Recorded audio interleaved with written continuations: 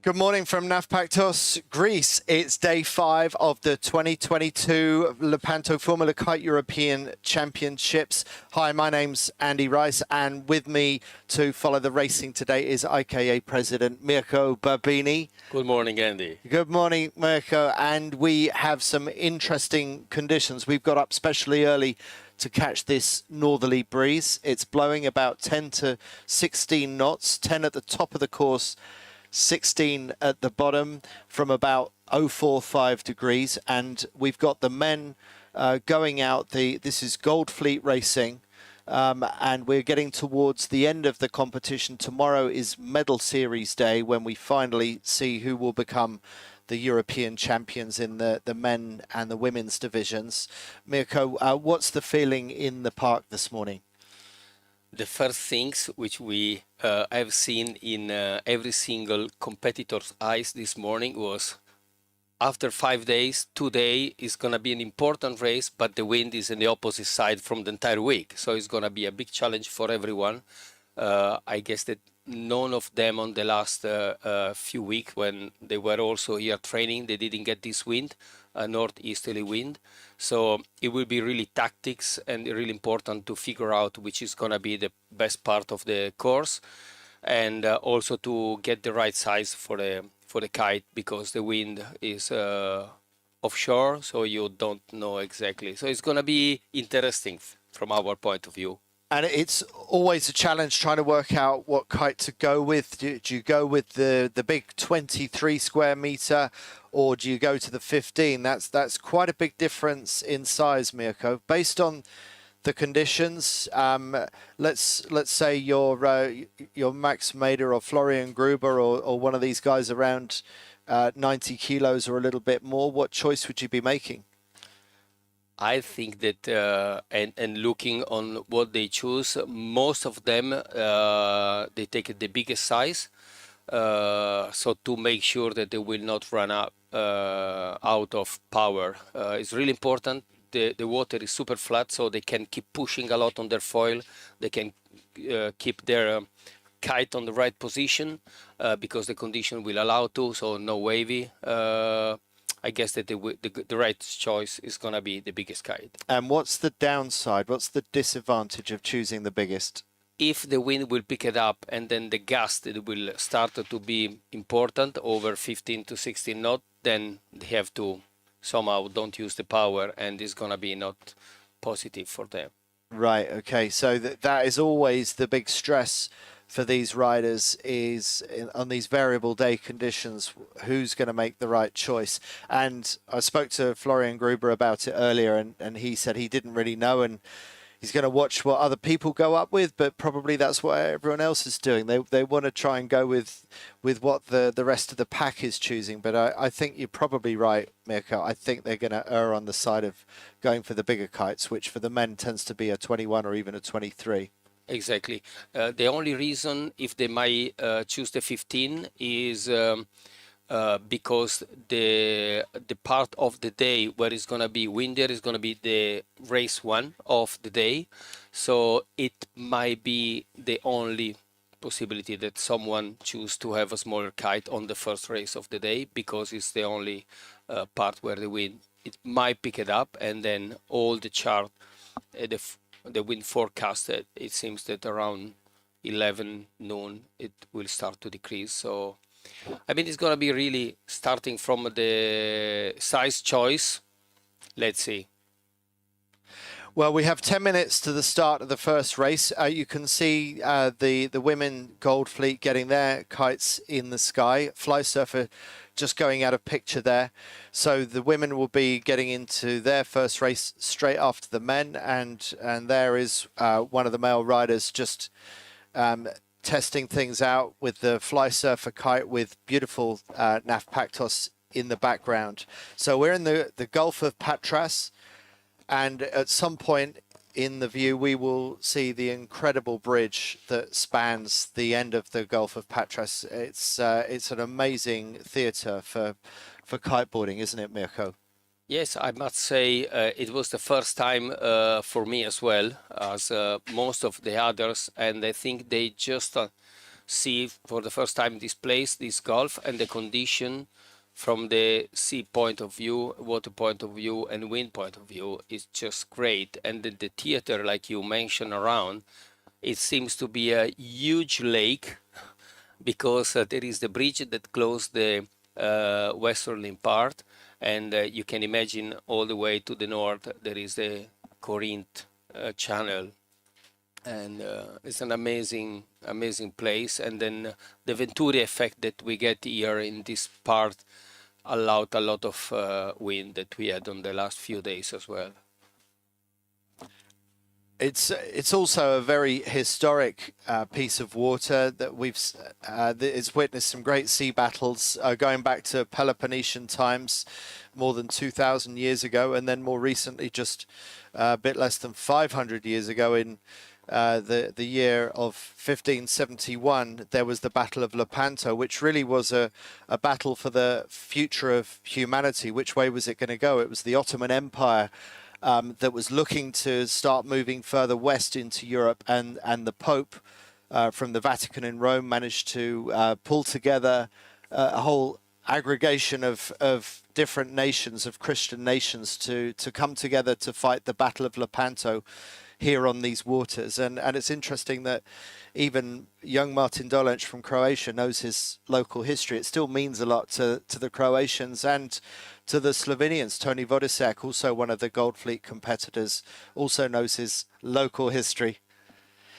Let's just take a look at some of the action from the previous days.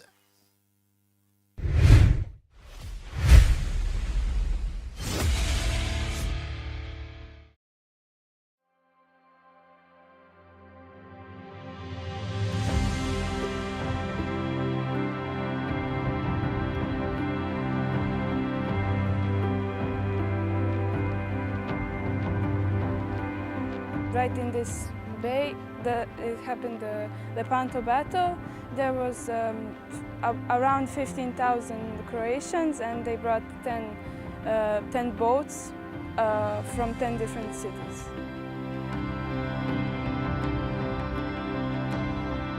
So they said that every fifth soldier in the battle was a Croatian, and the Croatian boats were one of the fastest boats. Well, it's really cool, you know, they had a battle 500 years ago, and now I'm also having a battle here. Not so bloody, luckily, I hope. Yeah, it's very possible one of my ancestors was here. It's definitely an extra motivation, you know, every time something's hard, I'm like, oh, let's go Battle of Lepanto, you know. Day 3 of the competition started out with rain, but then the sun came out. 12 or 13 knots of westerly wind made for some really great sailing. The men needed to play catch up on their schedule, so we had 4 races for them, and with 3 qualifying groups we had 3 clear winners from the day. And funnily enough, the 3 winners end up coming first, second and third overall in the standings as we go into Gold Fleet tomorrow. So it's now Lorenzo Boschetti from Italy in the lead, Dennis Taradin from Cyprus in second, Max Maida from Singapore in third. They will all be racing tomorrow in Gold Fleet, and it's going to be very dramatic.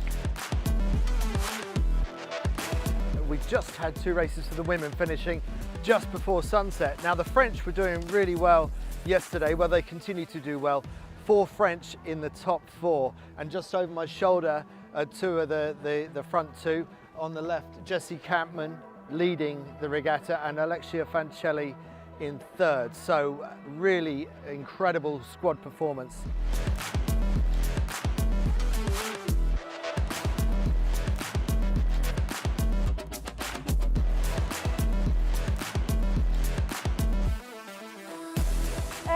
I think we tried a lot and we are hyper motivated, so yeah. Yeah, well, I'm sure a lot of other people are as well, so there must be something else going on, but congratulations to you, and let's see what you can do tomorrow.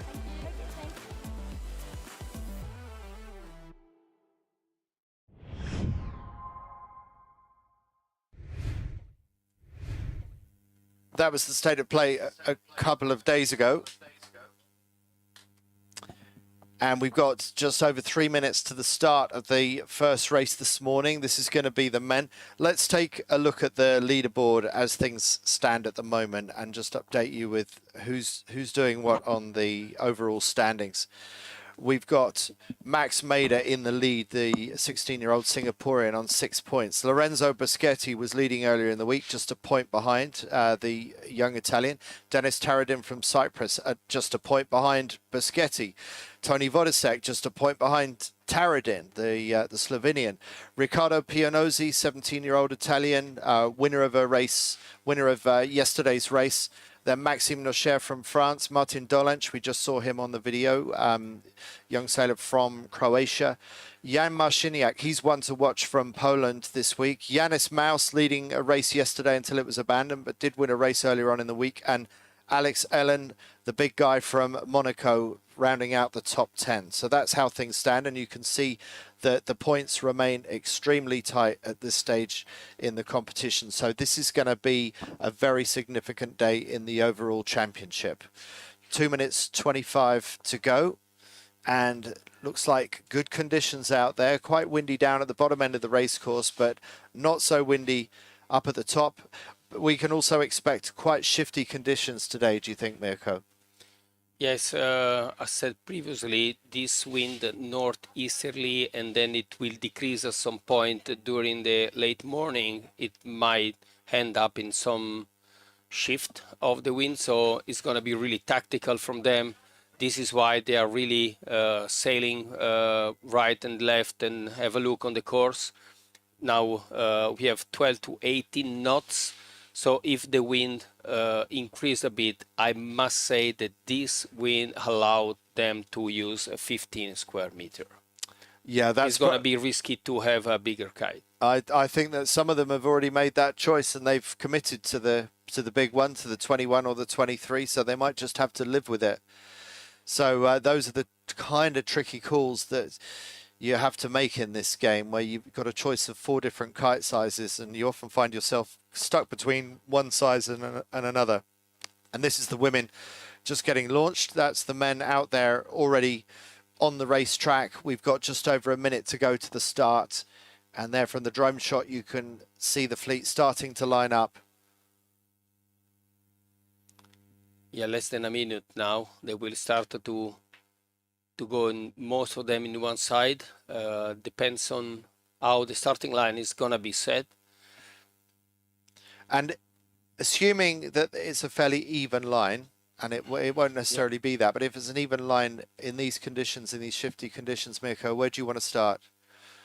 Looking the course, the right side, it seems to be more windy, but obviously less flat like the inside of the Gulf. So they might choose to stay close to the race committee boat. So let's see if it's gonna be the case. Looks like most are lining up at the committee boat end at the top of your screen. At the bottom of your screen, you can just see the pin end boats. So most of the fleet, with 5 seconds to go, are starting at the right-hand end of the line. 2, 1, and it looks like that's going to be a clear start. I don't think there was anyone that was that close to the start. Now someone is trying the port tack underneath the fleet. This is Gold Fleet, so that should be a pretty safe move. And the benefit potentially for that port tack starter is that they've got one less tack to do. And now the fleet are off and away out towards the left-hand side of the racetrack. Okay, so the one that was in port behind the fleet was Valentin Bontus. So that's Valentin Bontus from Austria. And a very good start for the Austrian. Artur Les, one of the first out from the pin end of the line, going fast out to the left-hand side. I guess that most of the fleet soon they will start to tack and go to the right side of the course. Let's see after this race, which will be the part of the course that will pay off in terms of wind shift, wind strength. What kind of speeds are they doing at the moment, Mirko? Between 20 to 23 knots upwind. So it's quite they are quite faster upwind, skating on really flat surface, which help to push a lot on their foil and to get the maximum speed at the right angle. So already roughly halfway up the first leg. These are extremely short races. The target time is about 12 minutes. So they cover a lot of ground in those 12 minutes, but it's already getting up to the top end of the first leg. Big splash. What did you see there, Mirko? Yeah, the few guys that they start getting on port, hitting the ley line, I assume was Dennis Taradin and Riccardo Pianozzi. They are the two. They were the two on the lead up on the left side, so it might be the case that they were them. So in the middle of your picture, you can... The third and the four, where you can see 4, 3, 3, 2 on the left side of the course. Maximilian Meder is the only one that tacking on the center of the course. So to make it, let's say, take it easy, you see, play safe, stay on the middle, somehow play with speed and clear. And that is Max Mader right in the middle of your picture. We just saw him tack, and you can see that he's wearing the yellow bib. The 16-year-old Singaporean already onto ley line, and looks like he is the early leader in this race right now. Yes, exactly. Now he's in starboard already on the right ley line. Let's see if someone get it in front from port. We saw Tony and Ricky and Dennis Tardin as well. Alexander Ellen and Nico Parrier as well. They are really close. So we can see Max Mader. So Mader's going around in first. He's already around, and then closely followed by Riccardo Pianozzi is one of the next two round. And there was a Tony yellow... Vodisek. Tony Vodisek. Who's on the ozone? Tony Vodisek, exactly. So that's Vodisek and Pianozzi very neck and neck right now, with Max Mader leading on the right-hand side of your picture. And you can see beating away all the way straight downwind, 36, 37, 36 knots of speed. Amazing. So all doing very similar speeds, as you say, Mirko. Meanwhile, Yannis Maus is the first to jibe out onto port jibe. The German doing just under 32 knots, with Benoit Gomez, the big Frenchman, following him down. And here we are again with Max Mader. And Ricky Pianozzi straight behind, a little bit faster, 36 knots often compared to Max. They are pushing a lot, pushing all the way downwind. They're really close. I don't see any more Tony Vodisek from the images, and I assume that he crashed, stating on the tracking. Unfortunately, Tony crashed. So that's the hazard of this game. You can ventilate the foil. You can lose control of the foil very easily, even at this Olympic level of competition. They are riding right on the edge of control, and Mirko talks about how hard they're pushing. Well, that is the risk of pushing a little bit too hard. Good jibe by Max Mader, who now gets round the leeward mark very smoothly and has extended his lead over the Italian Riccardo Pianozzi, who's just under 100 meters behind Max Mader. 100 meters, remember, is just a matter of 2 or 3 seconds at the speed that they're doing. With Alexander Aylen from Monaco now taking up third place, approximately 100 meters behind Pianozzi. All choosing to go out to the left-hand side of the course, second time up. Benoit Gomez, he was an early jiber. He's up into fourth place. The big Frenchman weighs somewhere around 110 kilos, loves the strong wind. Yes, and then we have Nico Parlier, Arthur Les, and Marcus Edegran from USA, and Walton and Maxime Nocher, anyway, still on the top 10. But everything can happen. So now they are at the second upwind part, so leg 3. And it looks like someone is trying to identify who's just behind Alexander Alen. But someone has got some boat speed here on Ellen, who, I don't know if he's looking over his shoulder, but he's in danger of being overtaken. Is it possible to overtake? That's Dennis Taradin, who's just tacking away. So he definitely had the legs on Alexander Ellen, but he realized he couldn't actually overtake him from that position. And Taradin did tack into, well, what he hoped was clear air, but actually he ended up slightly in the dirty air of Riccardo Pianozzi. Yes, in this kind of condition, we know that Alexander Ellen is not a surprise. He has a really huge speed on his leg, and Dennis Taradin as well. When they have the kite full power, they're really able to push a lot. They have a lot of strength legs, and we can see in this upwind leg where you have really to keep pushing, and keep your kite as low as possible. And why is it important to keep your kite as low as possible? Just to have the best pressure in your leg, with your legs into the board, and get all the expression performance from your hydrofoil below. That is really important, to have the right angle to get the pressure on the edge of the board. And we see Max Mader just pumping his board out of that tack there. What was he doing, pumping his legs like that? Is pumping to get the speed as much as possible, and to get more, getting more speed, they get more pressure, and it can push. I mean, we know Max Mader, how strong it is. He has one of the, I guess, the biggest legs from all competitors, together with Alexander Ellen and Benoit Gomez as well. Yeah, very powerful 16-year-old Max Mader, just bearing away, going around the top mark for the second time, leaning into the board to help steer the board onto that bear away. And now he's settled down into his downwind stance, still with the kite tip running very close to the water, maximizing the pressure in that 23 square meter fly surfer kite. Yeah, it's just amazing. You can see the balance that you have to keep with the hydrofoil, keeping almost at the same level below the sea. That's amazing.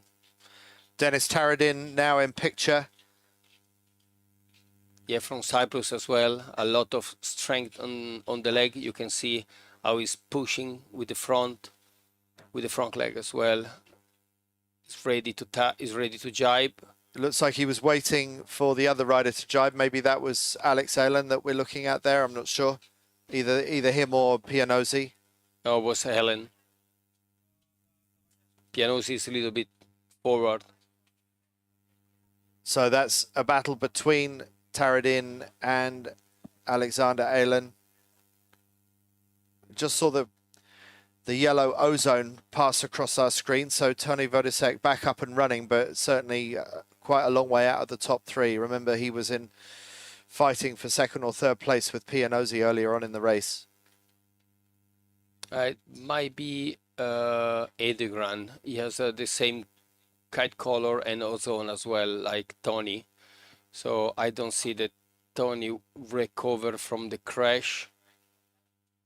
So as you say, maybe Vodisek not able to compete in the rest of the race. We'll have to find out more a little bit later. Smooth jibe there by Max Mader, just getting to the bottom of the course for the second time. And then last leg. Just see his hands going in and out. What's he doing with his bar, with his hand control there? By the hands is try to keeping the kite in position and play with the bar. You try to keep the right angle with the wind. So playing with the bar, you can pull more your back line or release the back line to have the right angle on the kite, on the air, to keep the right speed changing if there is a wind gust or whatever. And that was Taradin just coming across in second place, just taking his foot off the gas with that is, I think that's Benoit Gomez going across with the red kite now.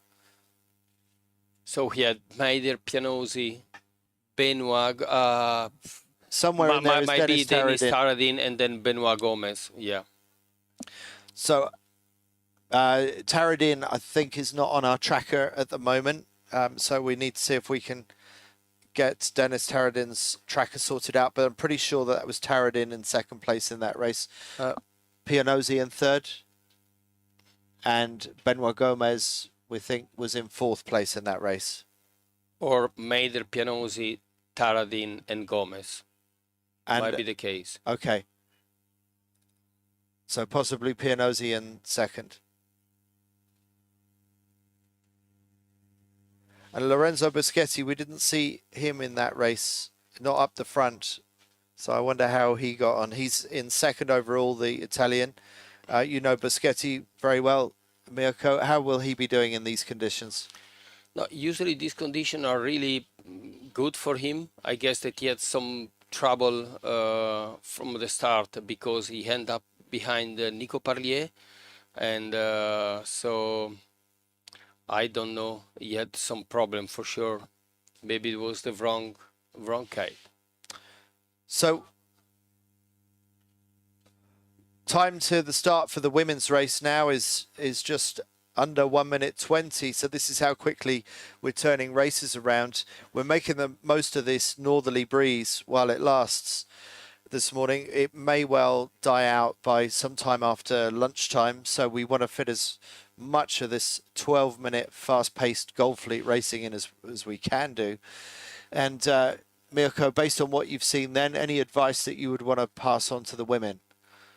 So we saw it that the Max Maider, we saw he won. Let's see if some of them, they saw it, they watch it. A masterpiece of German engineering, specially developed for Olympic kite racing sports. The VMG, revolutionary, highly efficient, extremely fast, velocity made good. Well, we just heard that we have got a postponement, so hopefully not for too long. We'll hopefully get into the first women's race fairly soon. Let's get the leaderboard up for the women and just remind ourselves what the situation is. The French have absolutely been dominating this competition so far, and you can see there are four French in the top 5. So Jessie Campman leading with 10 points, Lauriane Nolot with 11, Alexia Fancelli on 17. The first non-French is Israeli Gal Zuckerman on 21, winner of a race yesterday. Poema Newland, she was leading earlier in the week, had a bit of a slip down the rankings yesterday, but still in the hunt in 5th place. Australia's Brianna Whitehead doing really, really well. Hasn't seen a lot of international competition lately since COVID, so going very well. Magda Wojciechowska won a race yesterday. The young Pole, the 18-year-old, sitting in 7th place. Gisela Pulido, multiple world champion in twin tip on 26 points. Maya Ashkenazi from Israel also on 26. And bottom of the top 10 is Italy's Maggie Ellen Pescetto. So, Mirko, what does the rest of the world need to do to catch up the French women? That's something that we have been discussing back in the days.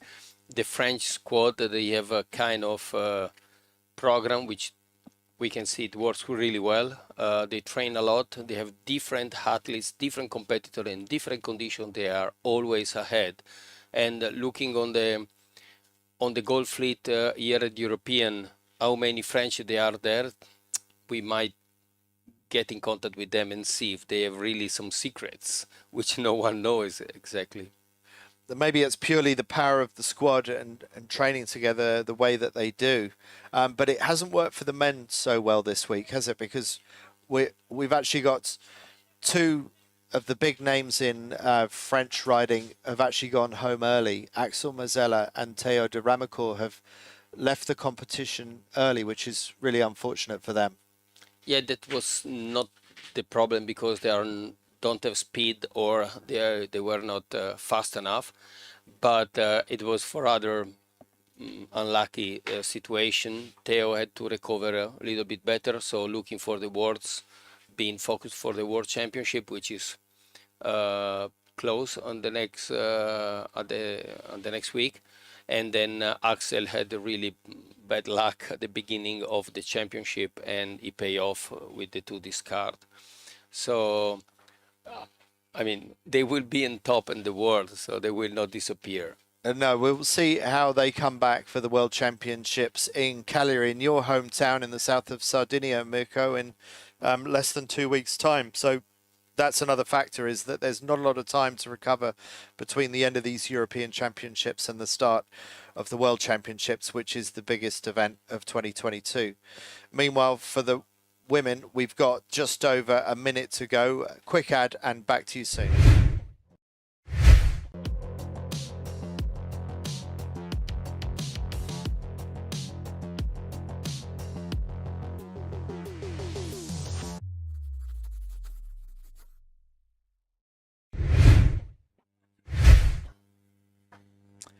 "40 seconds to the start of the women's race, and will any of the other riders be able to beat the dominance of the French in this competition?"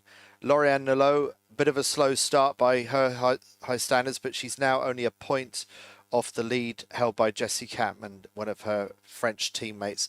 20 seconds to the start, and we're going to see the majority starting on starboard tack, heading towards the right hand side of your screen as we look at things now.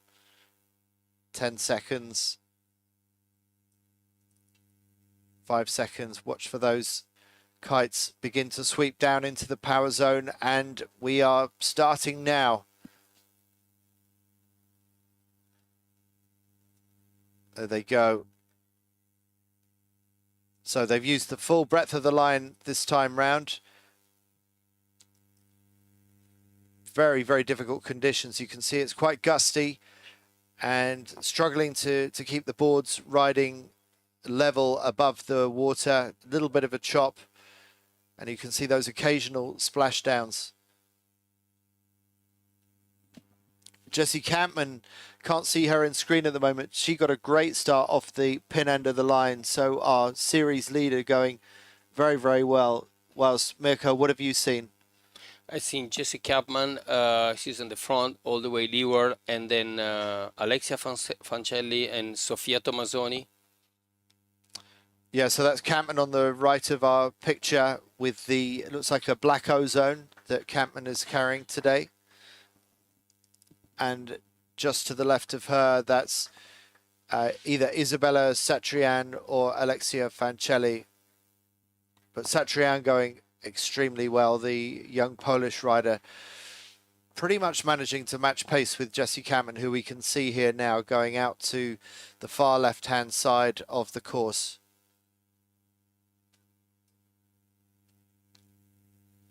Yes, I must say they are really close. So they go all the way to the left side, starboard as much as they can.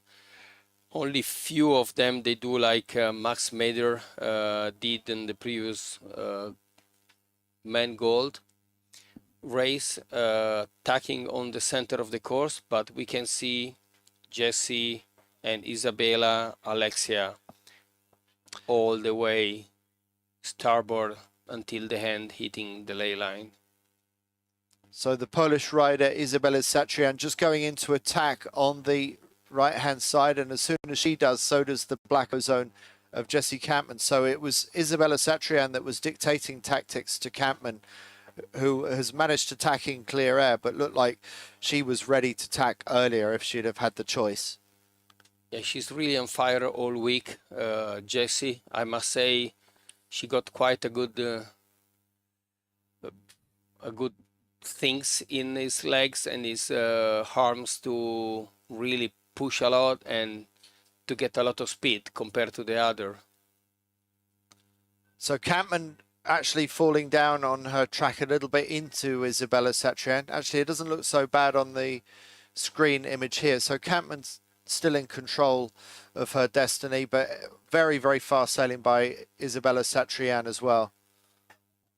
Yeah, she's controlling windward to all the fleet. She's really doing well, great angle, and we can see great speed, always around 20 to 23 knots. And Brianna Whitehead also doing well in this race in the early stages. Yeah, now they will start to tack. So that's Satrian, who's managed to tack on to starboard ahead of Jesse Campman. So very, very good racing by Satrian right now.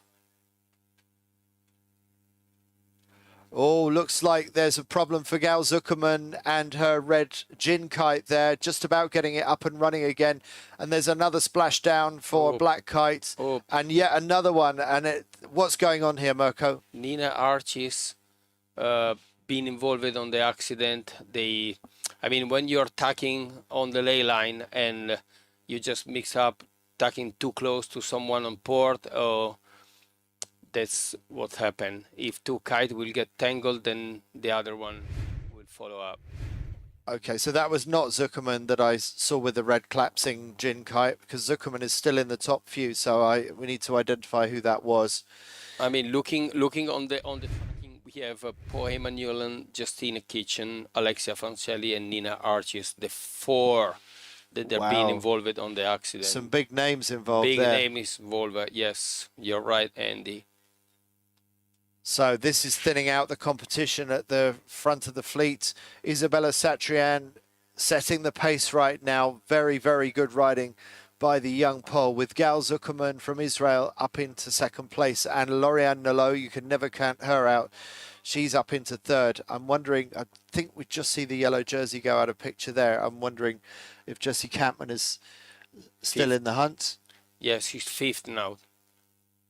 Yeah, no, she's on second. With we can recognize with the blue bib. Yeah, blue bib and blue ozone, I think, is Lauriane Nolot in the middle of our picture right now. And arguably the fastest rider in a straight line in strong conditions. Previous event when we watched her on the Kite Foiling World Series in Gizzeria in Italy, she seemed to have a knot of extra speed upwind in some conditions. So will Nolot be able to show a superior advantage in this race? Jessie Campman in the middle of screen, still in the front few. But no one has managed to overtake Isabella Satrian from Poland quite yet. Yeah, we will see her rounding the mark and start for leg 3. Well, that's a much smaller lead held by Satrian. Look at Lauriane Nolot with the blue bib and the blue kite in second, slightly in the dirty air of Satrian. But will Nolot be able to go out to leeward? It seems like she's got a little bit of extra speed there. So we have Isabella Nolot. She will try to get more speed below Isabella, and then we have Gal Zuckerman behind, and Gisela Pulido, is it? We'll see if we can work that out, but definitely Gal Zuckerman on. Oh, bit of a splash down there for one of them. They got away with it, but a bit of a loss of speed at that point. So really good race going on right now between Nolot and Satrian. I wonder if Nolot would like to tack, but she can't because Gal Zuckerman is up on her windward shoulder. So Nolot's just going to have to bite the bullet and see if she can go to leeward and come through the dirty air of Satrian and out the other side. Yeah, at this point it's not convenient, or I mean, it's risky to have an early tack and maybe risk to, I mean, you will become in port and then you don't know if you're gonna get through to the other followers. So it's the right things to do, continue eating the ley line now that Isabella tacken and also Lauriane Nolot tack on port. Right. So now all the other they go. So Nolot has clear air now. She managed to get across the front of Zuckerman and the other starboard tackers. This is Zuckerman that we're looking at now in third. And there we see a very close battle. It looks like Satrian's trying to get over the top of Nolot and put some dirty air on her again, or maybe she just has a different VMG angle, but it's very, very close between Satrian at the bottom of your screen and Nolot trying to get through to leeward. It's going to be interesting to see Gal Zuckerman keep running always at the end of the far end of the ley line. Let's see if it's gonna pay off. You can see Isabella and Nolo, which we know on port, she's pushing a lot, and she tried to get. And it looks like they swapped places. It looks like Satrian just couldn't maintain that same angle. So Nolo's got the same speed, but is going a couple of degrees higher. So now it's Nolo in the controlling position. So very, very good speed and very good height by Nolo, and Satrian just couldn't match it. Simultaneous tack. Will Nolo be able to tack on top of Satrian and give her some dirty air going into the windward mark? It's definitely Nolo who's in control right now. Yes, Nolo. Oof. Nolo, she's in control for sure, but Isabella, she's on in the inside of the. You can see Gal coming on port all the way. It's gonna be tight. It's gonna be tight. She can't make a mistake on the tag. Let's see if she can get into the mark. It will be really a great move all the way to the right side. Now she got the inside. She had to push a lot, but she gained a lot. Huh? Yeah, definitely. I mean, it was a brave move by Gal Zuckerman to tack in there, and she didn't lose by doing it. She's closed the gap. And now it's Nolo with Satrian close on her heels, and Gal Zuckerman waiting for some kind of mistake between the two match racing at the front. Will Satrian be able to keep her nerve? This is great riding by the young Polish rider, with a lot of pressure being put on her by the very experienced and very successful Lorian Nolo. Yes, it's impressive to see Isabella really leading and pushing, brave enough to stay in front of Nolo. So a simultaneous jibe, and now Zuckerman. Oh, that's a bit of a drop down by Satrian there. Look, Gal, she tried to play to get as deep as she can, getting fast and deep. You can see to go more deep as they can. They get all the bar all the way close to their body to keep the kite power as much as they can, so they can get more speed and more deepest on the angle. You can see. And look, Nolo, which is just a really not perfect jibe with the tips that close a little bit. She lose a couple of meters. You know, like you said, 2 seconds is a 50 meter. Easy. And we got to remember there's also some leaves and debris in the water, especially after the rain that we had a few days ago. So I'm wondering if Nolo has got a speed problem. Maybe it's below the water. Maybe there's something else going on. But Nolo has suddenly dropped back to almost 100 meters behind the leaders. But Satrian is not home and dry, because her new competitor now, her rival with the red kite on the left-hand side, is Gal Zuckerman. Yes, and then we know she's super fast, and now they're gonna approach the last jibe before the last mark. So Zuckerman from Israel, Satrian from Poland, fighting it out for the lead, and Nolo inexplicably has dropped back to third and is looking to hold on to third place if she can. But back to the leader, Mirko. Yes, Isabella, she played really good. She has been waiting until the end to just jibe on the shoulder of Gal to get the inside of the mark, and then there is no way that. Wipeout by Gal Zuckerman. No way. In second place. What a disaster for Gal Zuckerman, just meters from the finish line. And that opens the door for Nolo to cross the line. Nolo behind one of the fly surfers. We'll try and identify them in a moment. But what a disaster for Zuckerman, just meters away from the finish line. Looked like she was going to get second. Let's replay that again. What a bad luck for Gal. Well deserved the second place. And now she's recovering, but she lost a lot of place. Yeah, it's taking a long time to get back up and running again for Zuckerman. That's how quickly things can go wrong in kite foiling. Yes, I mean, you can imagine Gal Zuckerman, she played really all the race from the beginning, really always catching on front, coming from 5th or 6th position. get to the lead for some point, and then at 100 meter before the finish line, you just got some ventilation at 35 knots. That's things that can happen, and really bad luck. Okay, 1 minute 30 to the start for the next men's race. Back to you shortly.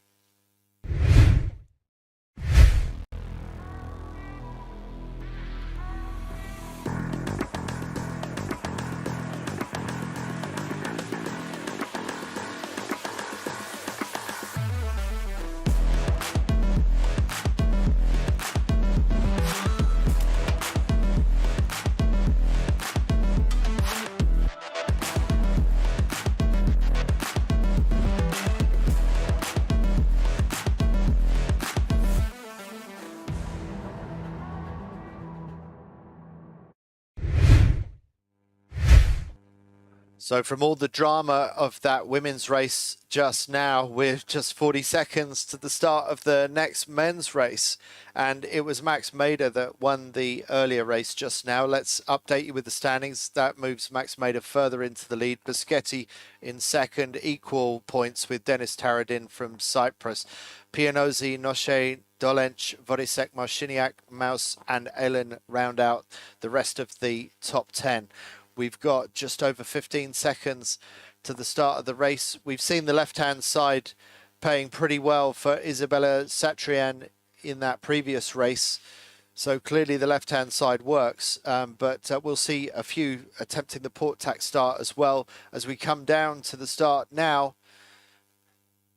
And the fleet just getting going, swinging their kites down into the power zone.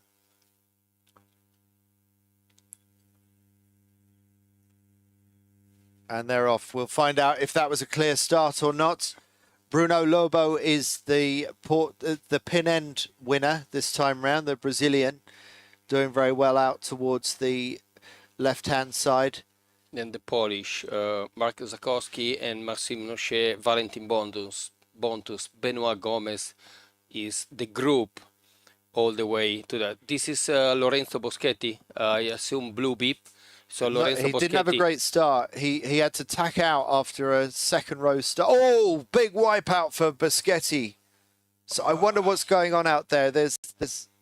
He's back up and running again, but what do you think happened there, Mirko? Everything can happen. It can be something on the water. It can be that he lose control because he just come back from a bad start. So you are thinking too much on other thing. Boschetti just going into attack, safely through the tack, but he's got some catching up to do. He didn't have a particularly good earlier race either, so Boschetti needs to work out how to get his head into the game. Mirko, I was having an interesting conversation with Lorenzo a couple of days ago. He was a little bit stressed out after the first day of competition. He had a reset. And he said, I'm just going to enjoy this week and just see what happens, see what comes. And he said he was so relaxed, he was almost falling asleep in between races on the coach boat. I think it was typical Italian way to say, I'm stressed, but I'm not going to tell you. Okay. But yes, beside that, Lorenzo really like to stay on top. Is when he's in race, he's always pushing as much as he can, and he can get nervous if things doesn't go as he expected. So I guess that Luke now is back on starboard, and then he see all the fleet coming in front of him. It's not a real nice view. No, he's certainly got some work to do in this race.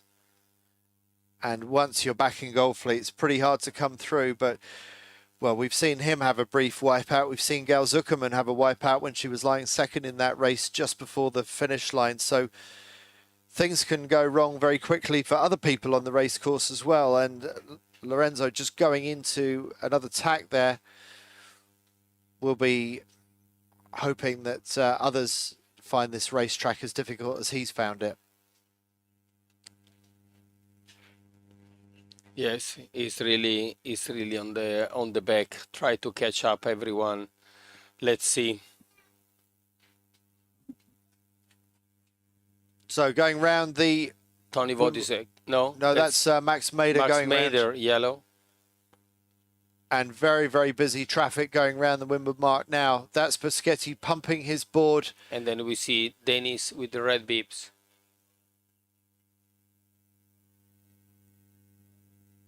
But out in front, showing a clean pair of heels to the rest of the fleet. Going into a jibe, it's the yellow bib of Max Mader from Singapore, winner of the race earlier on this morning and looking good in this race right now. There's that busy windward mark rounding and a brief touchdown there by Dennis Taradin in the red bib. So very messy back in the traffic. And Max Mader may not know it, but his leading contenders, the guys in the blue and the red bibs, are having a hard time of it further back in the pack. So this is going to extend Max Mader's overall lead in the European Championship. And it's a championship that he won last year as a 15-year-old. So he is the defending champion. Getting windier as they go towards the bottom of the course. The wind blowing between 12 and 18 knots, quite puffy and quite choppy in places on the race course as well. And it's a very, very unique stance that Max Mader has. You can really pick out different riders by the different stance, can't you, Mirko? Yes, really difficult. Stating on our tracking system, Tony, Max Mader, and Max Zakowski, they are leading now the top three.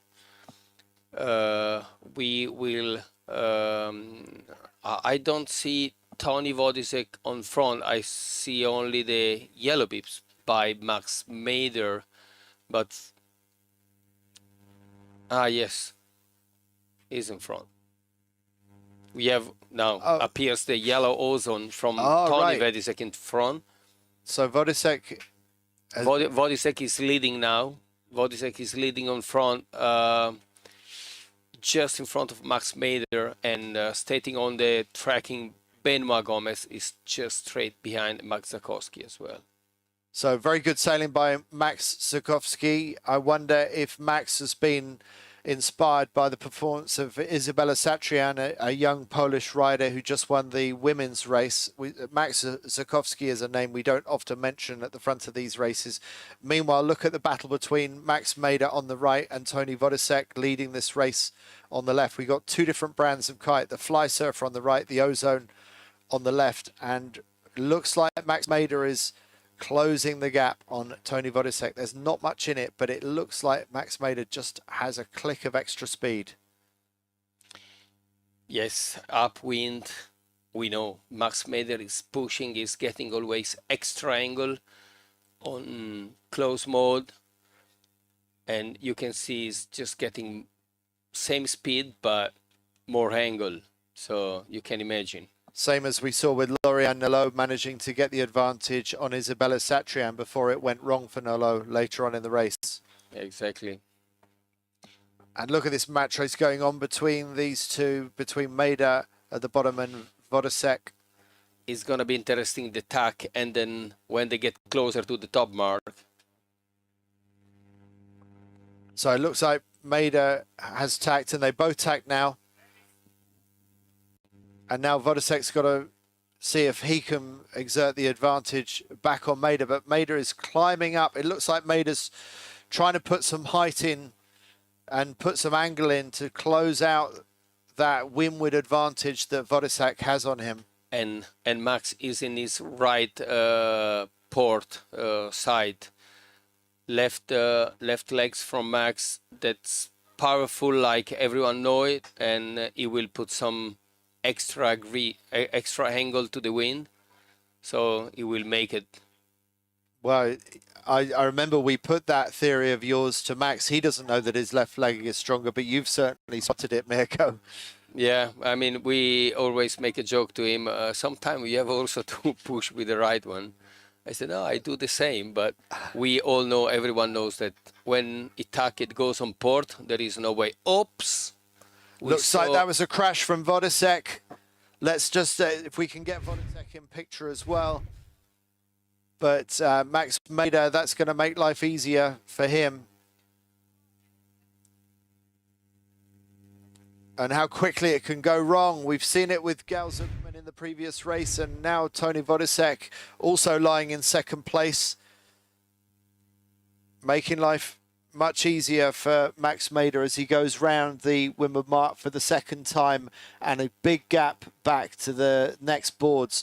Benoit Gomez is in amongst the front few, Maxim Nocher and Max Zakowski, who we mentioned earlier, the Polish rider, and not too far behind them is Pianozzi.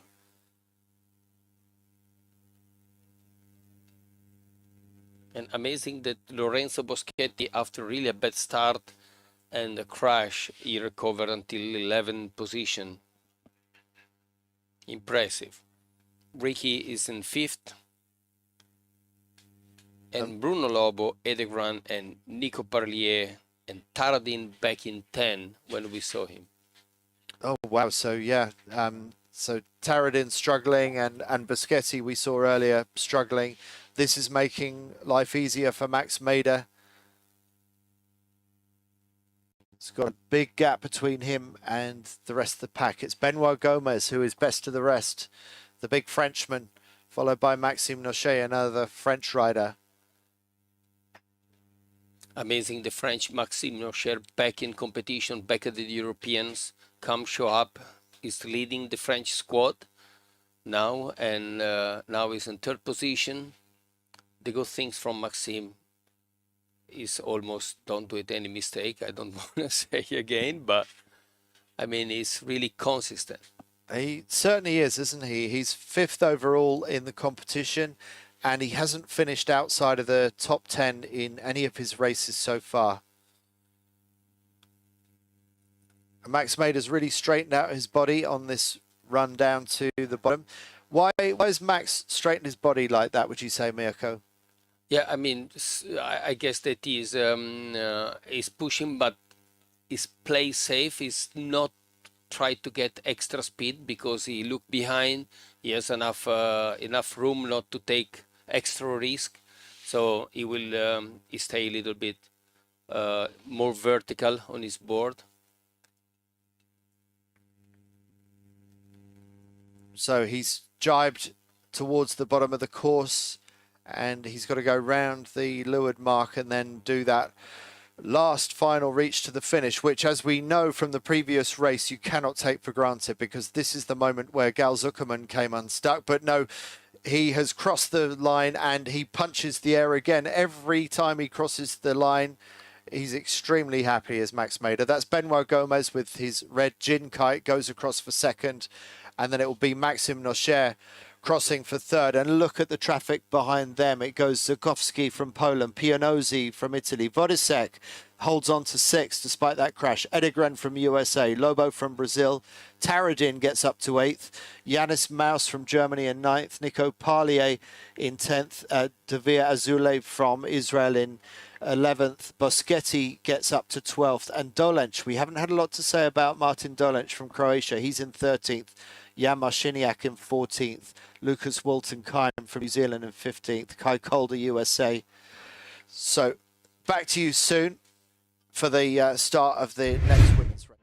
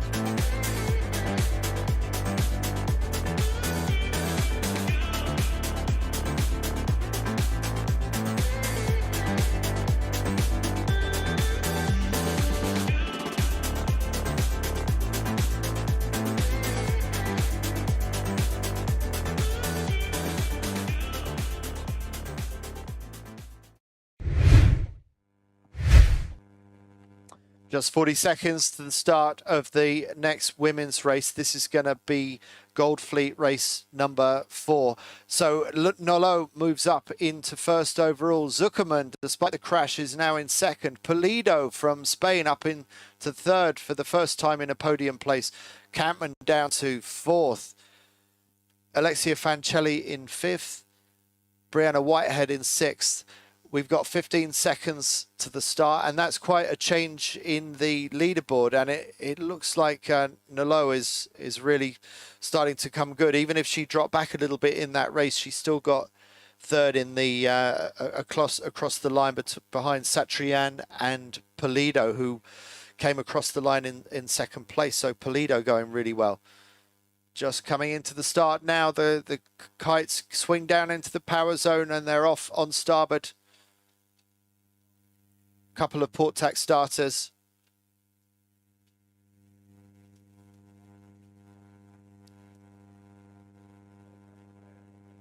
And with the second discard, basically things have changed significantly, and they've moved in Nolo's favour, because she is now 13 points ahead with 2 discards now counted into the scorings, with Gal Zuckerman in second, Pulido in third, and Jessie Campman now in fourth.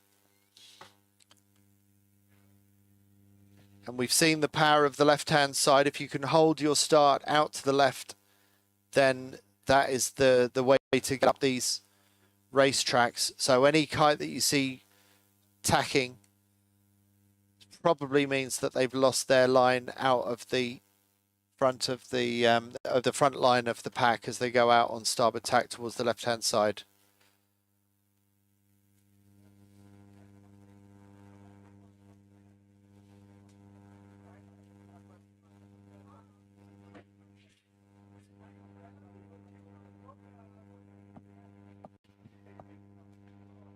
Okay, so that's Jessie Campman we're seeing wearing the yellow bib, but now down to fourth overall with the second discard kicking in.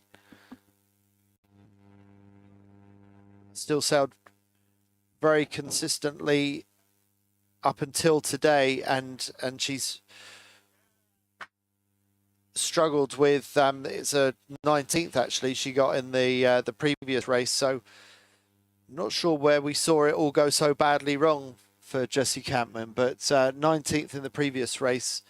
She's going to struggle to be holding on to that yellow bib by the end of the day, and unless others have similar problems. Do you think, Mirko? Yes, I mean the first 2 races for Jessie were not the best, but she still have room to play well on the next 2. She used all the discard now, so now there is no more room for any more mistake on the result. Otherwise, she will pay off quite heavily in terms of points. We've seen what a tricky race course it is today, so things can go wrong very quickly and without warning. That's Lauriane Nolo in the middle of your screen with the blue ozone kite, looking fast at the moment.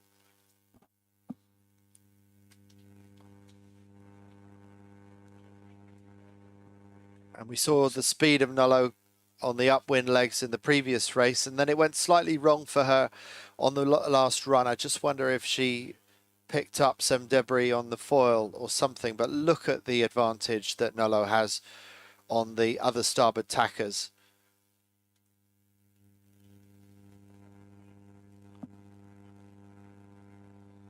They are all coming to the top mark now. Lauriane Nolo, she's leading. She will start in a few seconds, veer away and rounding the mark. Big lead already for Lauriane Nolo, going round the top mark and successfully bearing away. We'll try and work out who the second rider is. Gal Zuckerman going round in fourth place, so another good score as things stand for Zuckerman, but remember she had that crash just before the finish of the previous race. Nolo going into her jibe, and second place board also jibing, following the line of Lauriane Nolo.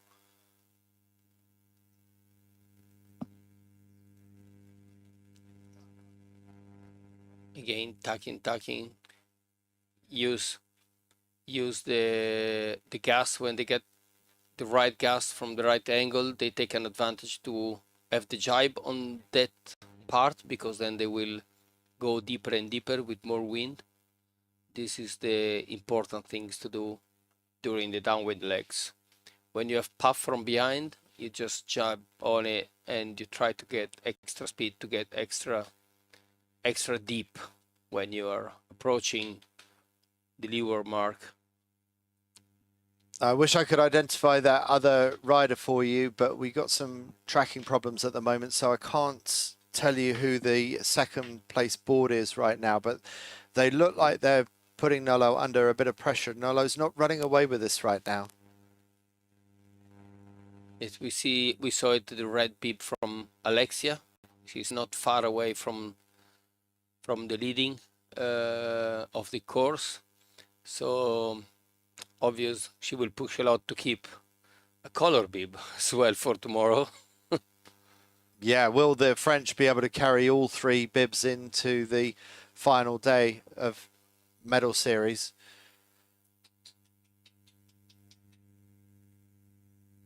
And the fly surfer on the left goes into a jibe. When will Nolo be pushed into a jibe? She's definitely given away some ground here. And this is turning into a very tight race.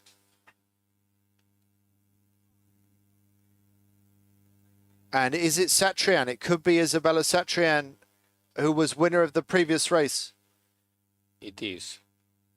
So this is a repeat of the battle between Nolo and Satrian. And remember, Nolo had the legs upwind, but Satrian had the legs downwind. So Nolo needs to make the best of her advantage, because Satrian, once again down that run, was showing us that she has the advantage on Nolo. Satrian possibly is the fastest female rider downwind in today's conditions.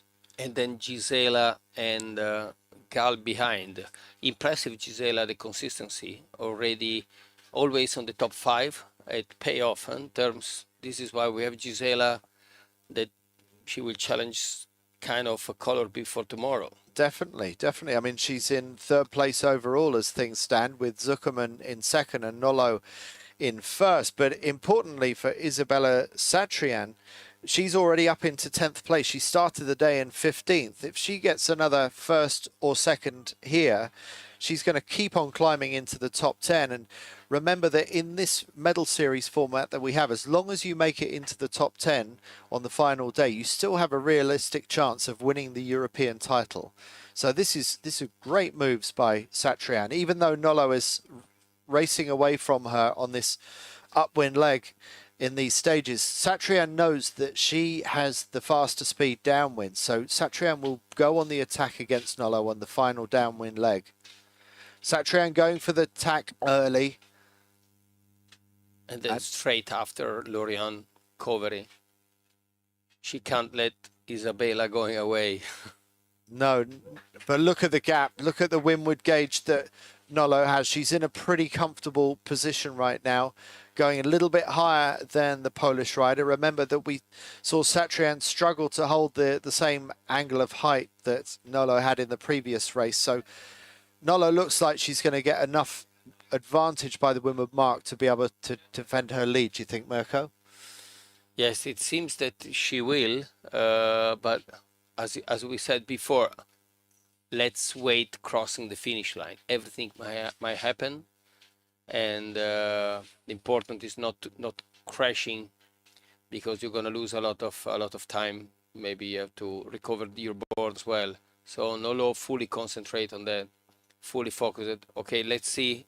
Look at the yellow bib from Jesse, and the red bib as well. We can spot it on the middle of the pack from Alexia. They are all on port. Oh, bit of a poor tack there by Nolo. She's got back up and running again now, but she really had to pump that board hard. Yeah, because the wind close to the windward mark, the wind is quite puffy and gusty, so it's really important not to get low speed, because then you have to lose angle. You can see by leeward to Nolo Gal, what's always is impressive, how she can come from the back. Nolo round the top mark, closely followed by Isabella Satrian. And now it's the Polish rider's opportunity to see if she can attack any potential weakness in Nolo's downwind abilities. And then Gal Zuckerman recovered back on third position.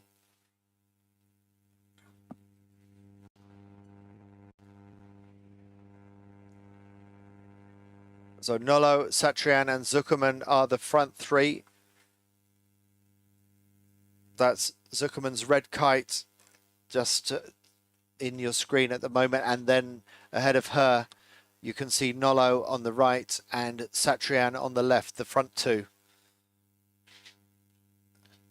And they had an early jibe straight on port to keep the center of the bay, where we can see, at least also by eyes, there is more wind compared to the right side. I mean, right side from our side, which is the left side of the course. Yes. We've always got that confusing thing to try and explain. Nolo is holding on, but Satrian is closing the gap. She's closed it to less than 60 meters now. The thing is there enough runway left for Satrian to exert her downwind advantage? Gradually the meters are coming down, but no, Nolo has managed to stretch the gap to above 60 meters again. So Nolo is holding Satrian for speed and is possibly extending away. I don't think Satrian can rely on her speed to overtake Nolo. She's going to require Nolo to make some kind of mistake to be able to overtake the French rider this time round. Yeah, let's see, because obvious Nolo, she will cover the mark because she's on the inside of the mark. She's gonna jibe closer to the mark, so she will wait as much as she can to keep Isabella behind. It's gonna be really important, the last jibe for Nolo. So Nolo is through that jibe. She's back up to 25 knots of speed. Satrian not far behind, so Nolo can't afford any kind of mistake. Satrian's ready to pounce. And Satrian has closed the gap.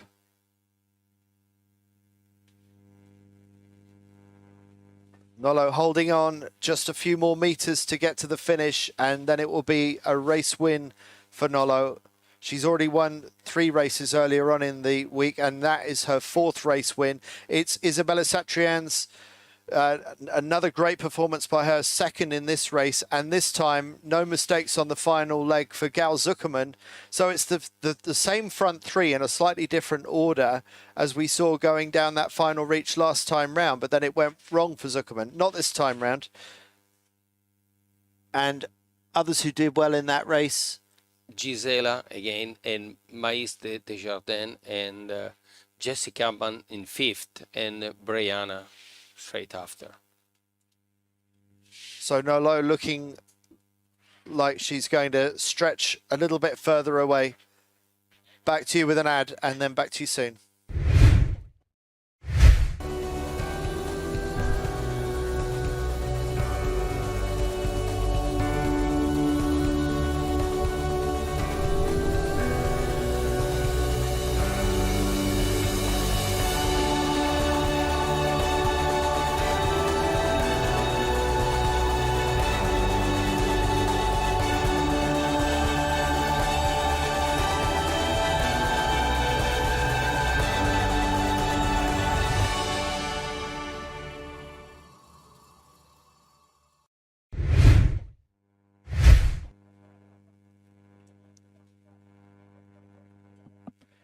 So Mirko, this breeze is holding up nicely. We're managing to get through the races pretty nice and sharply. We've got just over 3 minutes to the start of the next race. Now, can anyone start attacking Max Mader, or do you think he's going to continue to win these races in the men's fleet? Who knows for sure. It's impressive on this condition, flat water. He keep his kite super powerful, and it seems to be unbeatable in terms of performance. Speed downwind, speed upwind, angle to the wind, jibing, tagging. There is no mistake at all. So the leaderboard, is tells the clear. story, doesn't it? Tell the story. Best of the rest is Riccardo Pianozzi from Italy, that great rival at youth level to Max Mader, now at senior level, but performing as high as anybody. Dennis Taradin holding on to third place, but Maxime Nocher just 0.8 of a point off the podium now for the first time. Lorenzo Boschetti down to fifth. Tony Vodisek in sixth. Benoit Gomez from France in seventh. Max Zukovsky, he's climbing the leaderboard, getting up into the top 10. He's in eighth. Yanis Maus in ninth. And Jan Marciniak, another young Pole, doing extremely well in 10th place. So the Poles are really beginning to come good, and they're looking strong when we think about Isabella Satrian in the women as well. It seems like these conditions are suiting the Poles today. Yeah, it seems. Let's see if they continue until the last race of their gold fleet. But I assume that they did the right choice, right kite, right trimming, right foil setup, and they feel comfortable. And we can see if someone from the first race, it was in the top, then is keeping. So it seems that they will get the, the right choice. They did the right choice, so they are comfortable with that, and they trust on themselves. Yeah. Let's see. Well, yeah, it's looking good. Back to you soon after an ad.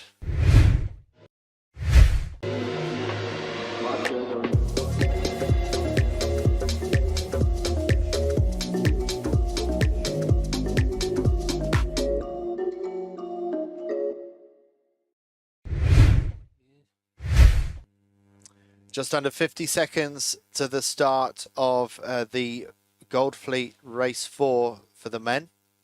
So far, we've seen Max Mader from Singapore win both races this morning. And Riccardo Pianozzi is now up into second. He was second in the first race this morning, fifth in the next. If you can get a good start and hold your lane out to the left-hand side, that is your first choice option. There are still possibilities going out to the right with a port tack start underneath the fleet potentially, but watch for the main action coming from the left-hand side of the race course. That's actually the right-hand side as we're looking at it towards the bridge. Just a few seconds to go now.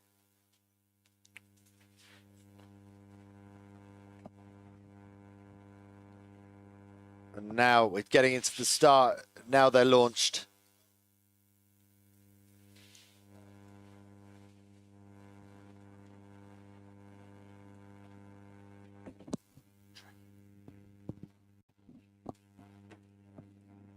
So good start by Bruno Lobo. Bruno Lobo from Brazil, very good at getting those pin end starts. But that's Tony Vodisek that we're looking at there with the yellow ozone. Vodisek currently holding sixth place overall and out in clear air, going out towards the right-hand side of the course, going left, obviously, in our screen as we see things now.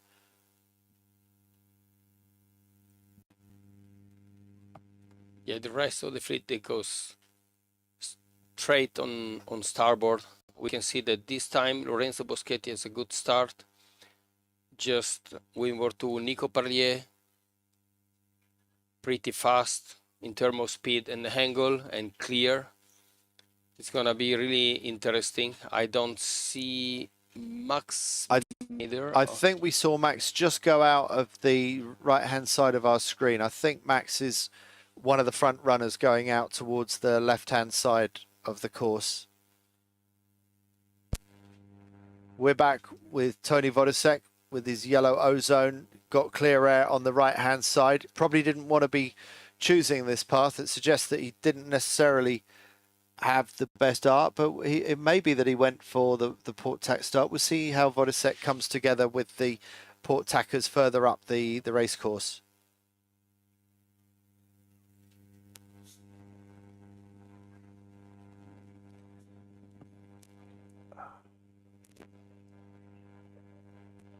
So we have a good Max good Mader split. on the left-hand side of your screen. And that's Lorenzo Boschetti with the blue bib further to the right of Mader. So Boschetti and Mader going well in this race.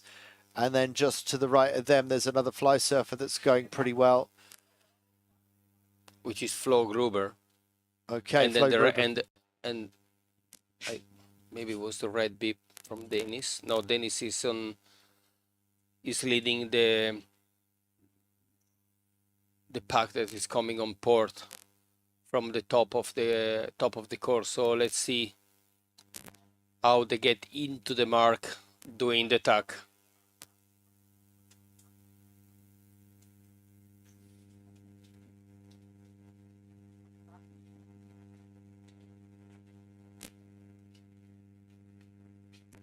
That's the red gin kite of Benoit Gomez going fast there with Tony Vodisek just to windward with the yellow ozone.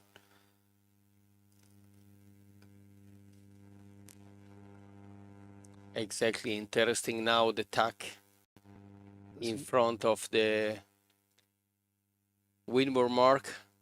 This is going to be busy around this mark. It's going to be Boschetti. Now Boschetti with the blue blip is for sure they don't have to make any mess because it's Boschetti and Bruno Lobo and Max Mader. They run almost together. So Bruno Lobo from Brazil, really good start by him, and now that start launches him up into the top three, fighting with two of the big guns with Mader and Boschetti. And just behind we have Max Zakowski, Benoit Gomez and Alexandre Ellen from Monaco. Boschetti being pushed by Lobo with the pink jersey on the left. Simultaneous jibe from the Italian and the Brazilian. Who's going to come out of this best? We've got to remember that just off to their left is Max Mader, who's already jibed. That's Max on the left of screen with the yellow jersey, going a little bit lower, same speed, but a little bit lower, getting down onto the line of Boschetti. So Max Mader beginning to work his advantage on this downwind leg. 3 fly surfer kites, so not much difference in terms of technology. Yeah, but look at Boschetti now, 36 hitting as a speed. Maybe is not deep as Max Mader, so he went for a more speed Boschetti, but then Max Mader just a little bit less speed, but maybe best VMG because it just got more deepest and close to the bottom mark. It's gonna be interesting now because Boschetti is gonna be on the inside. So Boschetti still with the inside advantage.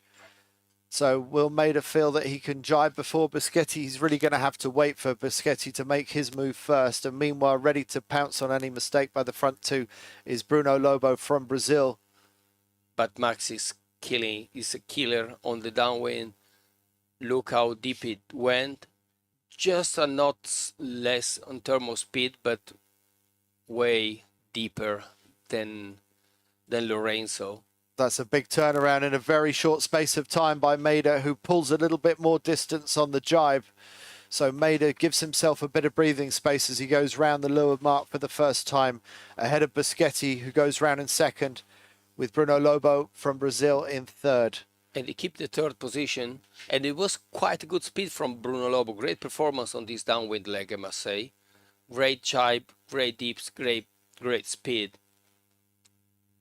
And behind the front three, a little bit of a gap back to Benoit Gomez, the big Frenchman with the red kite, and Max Zakowski. We've been speaking about the rise of the young Poles today, and Zakowski having a really good race again. Yes, consistency for Mark Zakowski. Always close to the leader, just waiting for some mistake in front and get ready to get some more extra point for his result.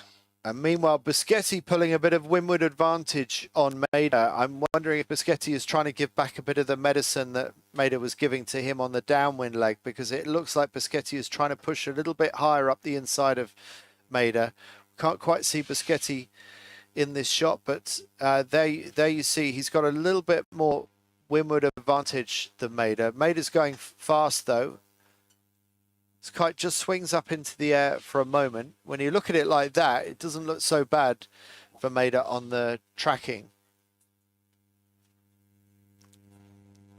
Yeah, but then when the crossing line start to get more advantage to Lorenzo, and Lorenzo got a little bit more upwind angle, as we said before, start to be gusty. So if you get the right gust, you will gain some meter. Okay, Boschetti now on port.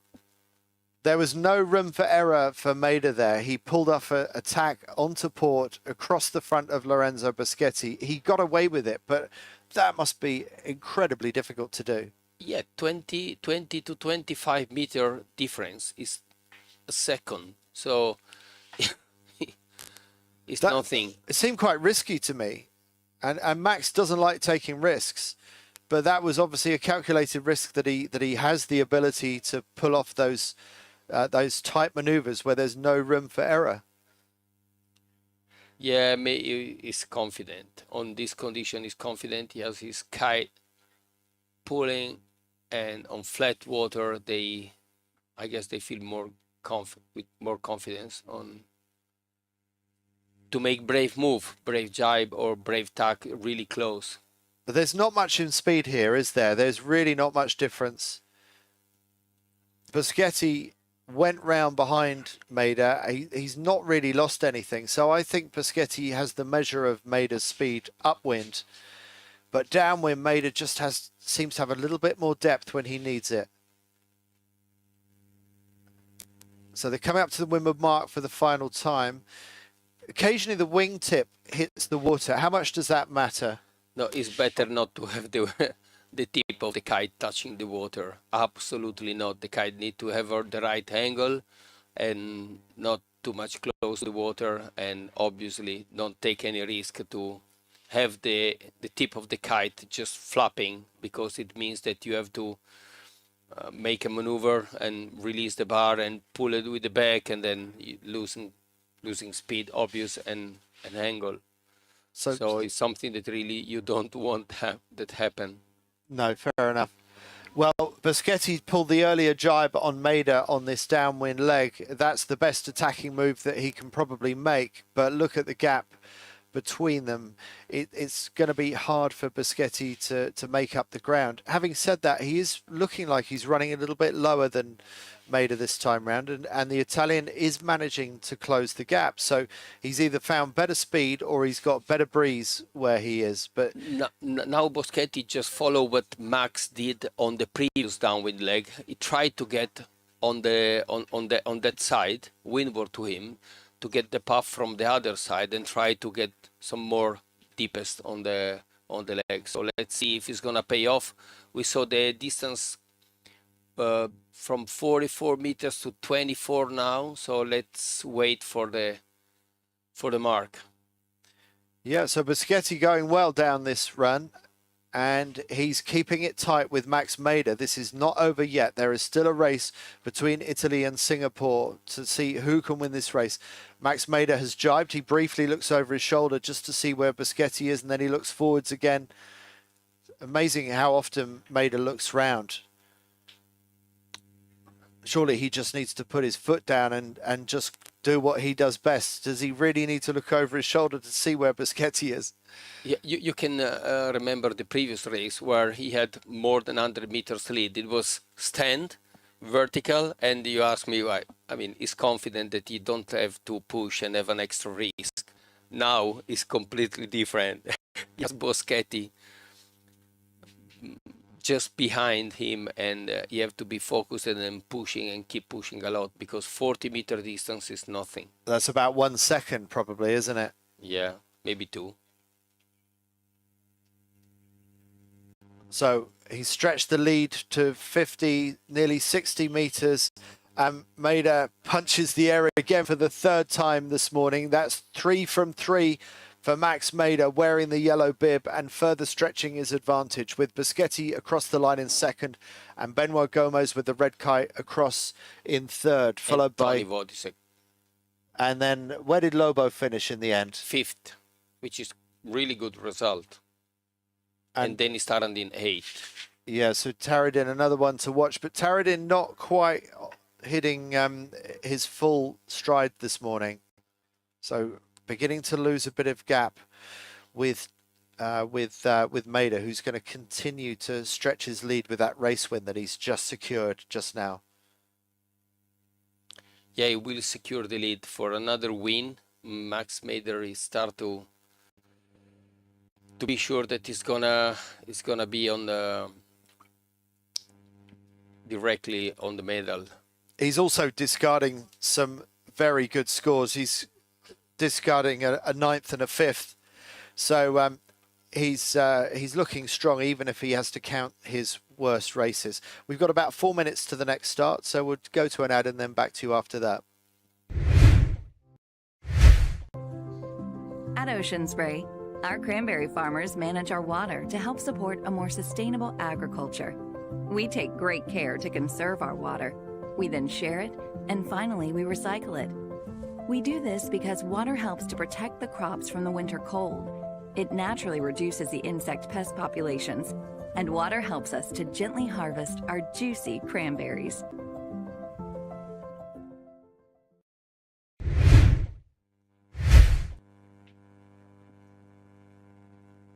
Just under 3 minutes to the start of the next race, which is going to be the women's Gold Fleet Race 5.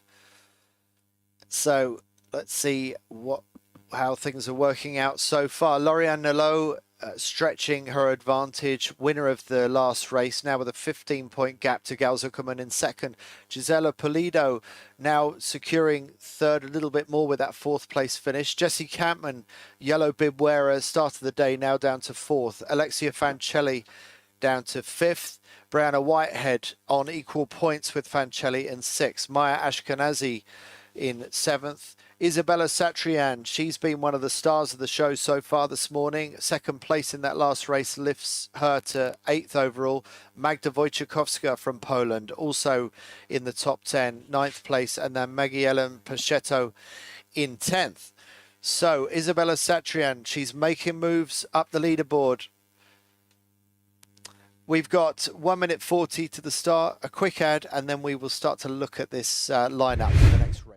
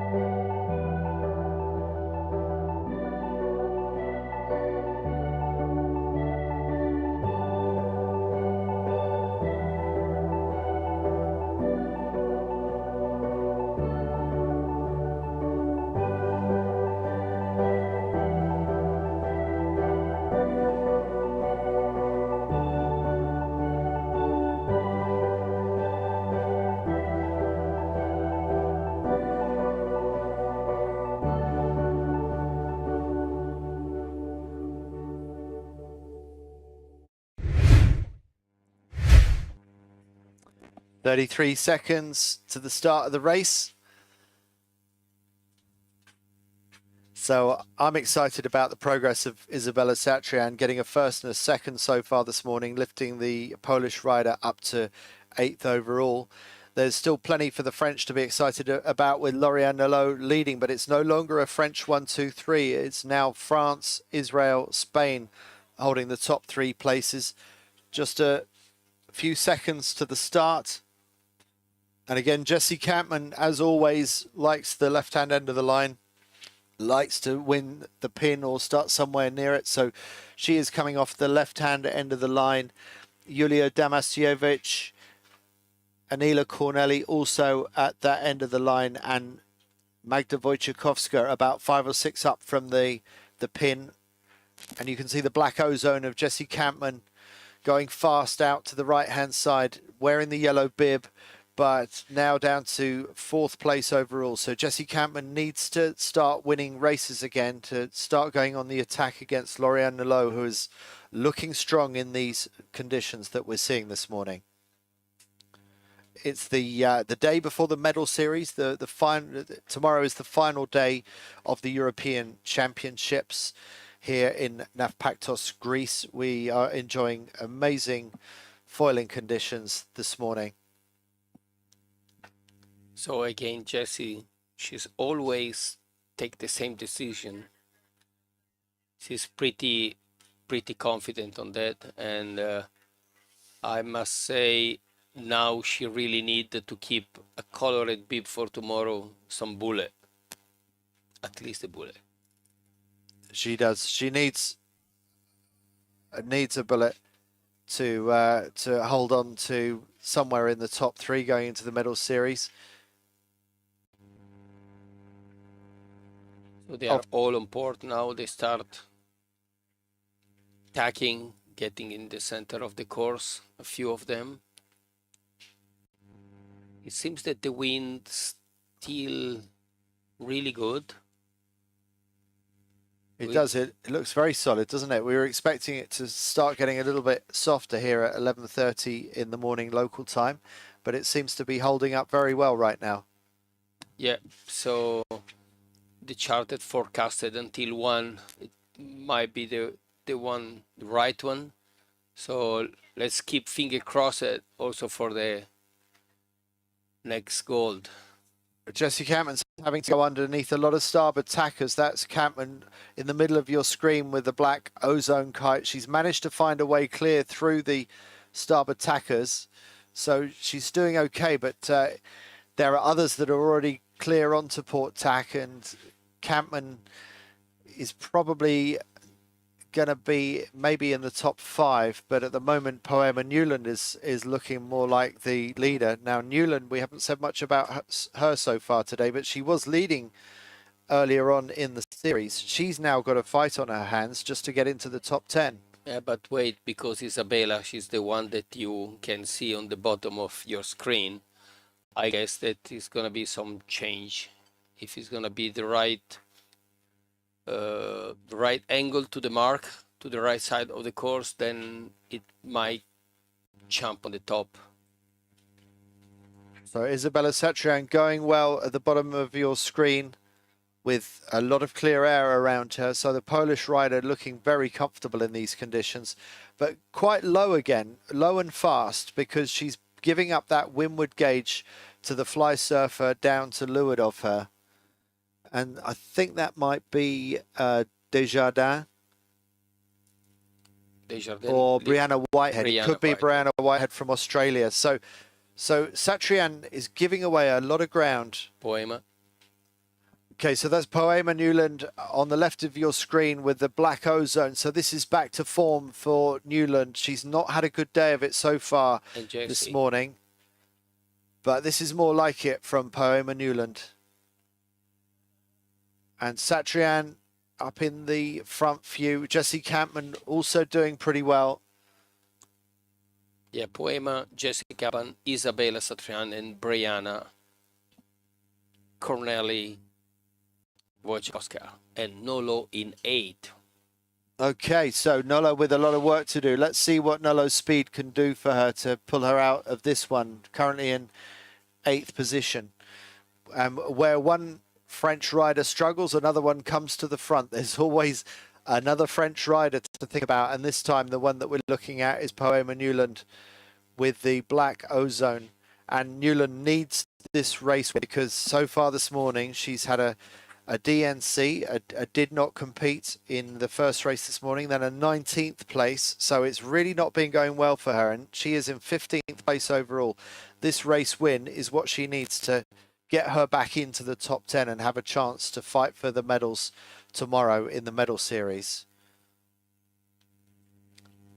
So Newland with a big lead ahead of Isabella Satrian. Satrian with a first and a second so far this morning. And Satrian, the way she's sailing, is looking like she's going to be the winner of the day, the way things are going. But look at the traffic, top right of picture. Satrian is in amongst the traffic jam, whilst Poema Newland is sailing imperiously out in front of the rest of the pack. Jessie Campman on the left of your screen with a yellow bib. She's in 3rd place, so this is better sailing from Campman as well, who has struggled a little bit and is just outside of the top 3 at the moment in the overall standings. Yeah, Isabella, she's the only one which has been always on the top 3 so far on the last race. But Poema Newland, she struggled a little bit on the previous race. She had some crash and bad start. Jessica Campman as well, not the best, but Isabella, she's always there. And now Poema, she tried to get her bullets, and bad luck so far. for a few reasons, but we know that Poema, she can be really fast. Look at the lead that she has.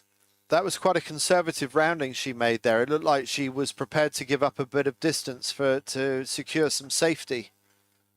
Yeah, I must say she tried not to make any mistake, and when you are more than 100 meters ahead, it's better losing 1 meter, not take extra risk. Still comfortably ahead with Isabella Cetrian in second and Jessie Campman. Just the top left of your picture, you can just about see Campman in the top left. That's with the black kite, and Isabella Cetrian just to windward of her. And then all the group just behind, really neck to neck. And how did Nolo do? Because she was in 8th around the windward mark. Now 7, so she just gained 1 position only, all the way on the downwind leg. That's Nolo's blue kite that we see there, and the blue bib of Nolo. So she's in some traffic. She hasn't got the clear air that she would like, but we know that once she gets in clear air, she is significantly faster. She can either trade a bit of speed for height. She can go the same. Oh, bit of a splash down there for Nolo. She's managed to hold on to it, but generally in clear air, Nolo is the fastest rider on the track. Isabella, she decided to have an early tack, went to the other side just to make sure that she's not get stuck on the traffic just behind, to have a clear air. Anyway, she has to cover Jessie behind and all the group, because there is no way that she can attack Poema so far. And Poema looks higher and just as fast as Cetrian. Cetrian always fast, but always low. And Newland just stretching away the gap to windward ahead of Cetrian. I think that's a bit of a weakness with Cetrian's setup. She's only got that low mode, and sometimes tactically that can get her into trouble. But she tacked out early. She's got no one to leeward of her, so things are working out pretty nicely for Cetrian in second, and they're working out pretty nicely for Campman in 3rd place, who we see here at the moment. So that's a little bit better from Jessie Campman as well in this race. Brianna Whitehead, she's been really consistent. I haven't seen the Australian rider on the circuit before this week. She's done a lot of training back home in Perth, in Australia, and she has been a very consistent performer so far this week. Yeah, what we also lost in our tracking is the Chinese, which she started really with impressive result. Jingle Chen also, like you mentioned, that Brianna, she spent a lot of time on training. Same thing happened to Jingle in China, but today it seems not to be the condition, struggling a lot on getting the pace, the right pace to stay in front. Well, she's, yeah, we don't, Jingle Chen, unfortunately, we don't see much of her in this racing, maybe because her tracker is not working, but she's had some okay scores this morning, and she needs to, because she had a disqualified a couple of races back, and she had a did not compete. So she's also had a race win this week, and Jingle Chen is just outside the top 10, but it certainly has the ability to get in the top 10 for tomorrow, and is a potential winner this week, the way that she's been riding at times. Newland is still in the lead with Cetrian in second, and Nolo now up into third. So that was an amazing leg 3 for her. So really good gain by the French rider.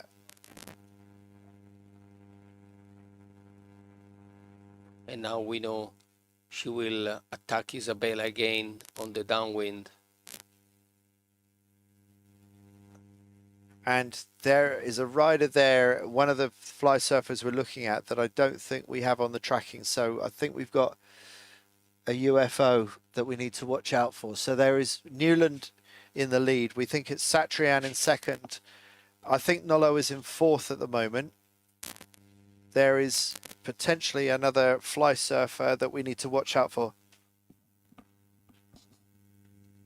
So we think that might be Jingle Chen the other fly surfer. We don't know that for sure, but it could well be the Chinese rider Jingle Chen who's up in the top 3. Yeah, because we knew it that she can be fast, but it was really impressive that we can't see on the top. Maybe you're right.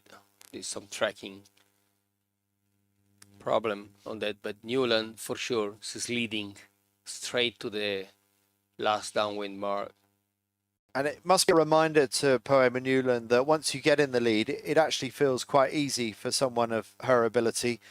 It's much harder to come through the pack and fight your way through. And what Nolo has achieved, getting up into what we think is 4th place, is much, much harder. Coming back from 8th place up into 4th is in many ways the harder job than leading a race from start to finish.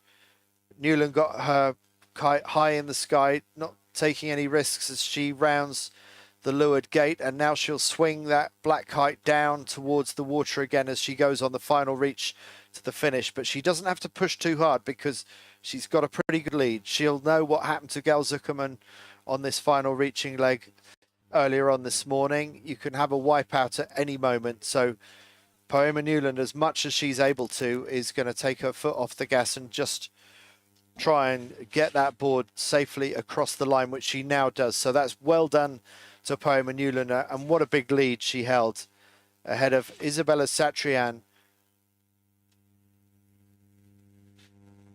Yeah, get the second Isabella Satrian. This morning was the morning of Isabella, I must say. This is the day winning. Well, if we can get back to the finish, that would be great. And that was Nolo. Someone just splashed down just after they finished, but at least they got the finish in before they did that. So we think, we don't know for sure, but we think it was Satrian 2nd, Jingle Chen in 3rd, Nolo in 4th, and Brianna Whitehead from Australia in 5th, Jessie Campman in 6th. Yeah, or Jessie Campman and Brianna. They will be them for sure. You know, we also missing from the leader Gisela, but let's see later what's happened to Gisela Pulido. Let's go to an ad and we'll be back to you soon.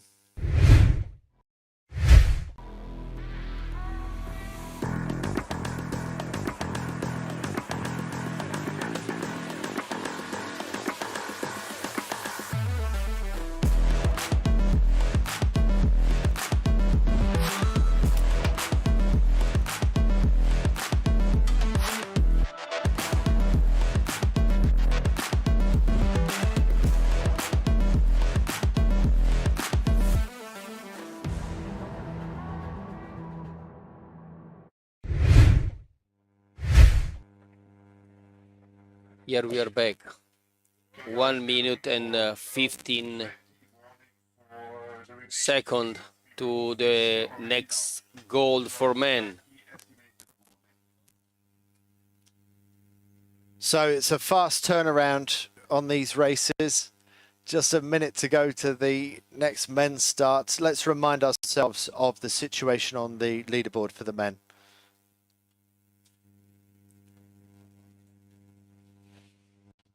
No, okay, we'll come back to that later on. So we've got...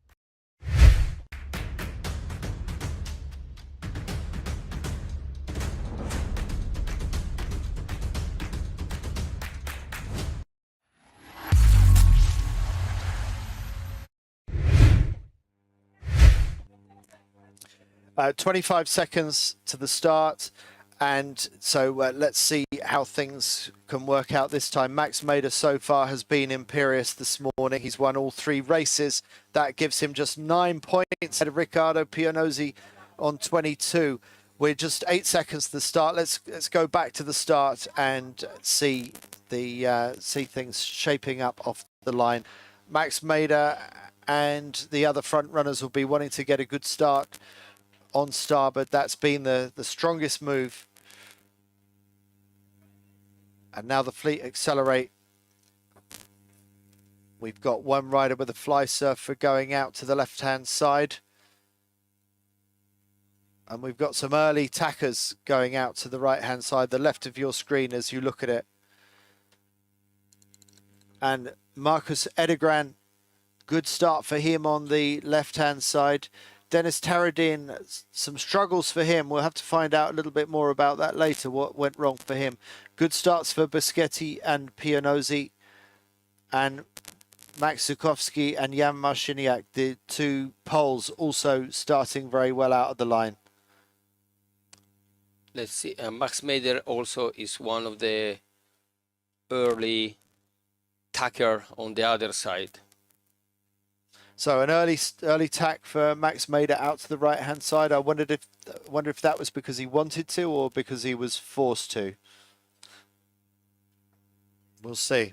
I think he was forced to because he tack again. Interesting. So, 2 tacks for Max Mader. Surely 2 tacks in quick succession is not a good sign. There's some problem for Max Mader, but he clearly wants to keep on going out to the left-hand side, even though he's compromised now, having put in 2 extra tacks compared with other people. So that's not a good sign for Max Mader, who is back in 18th place as things stand at the moment. Marcus Edegran going well on the far side. That's the rider from the USA.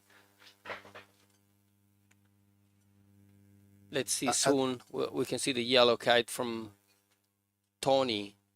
And also the blue bib of Boschetti at the bottom of your screen. So Boschetti going well. Just neck to neck with Ricardo. So this is where the leaders... Interesting. They are really all close, I can tell you.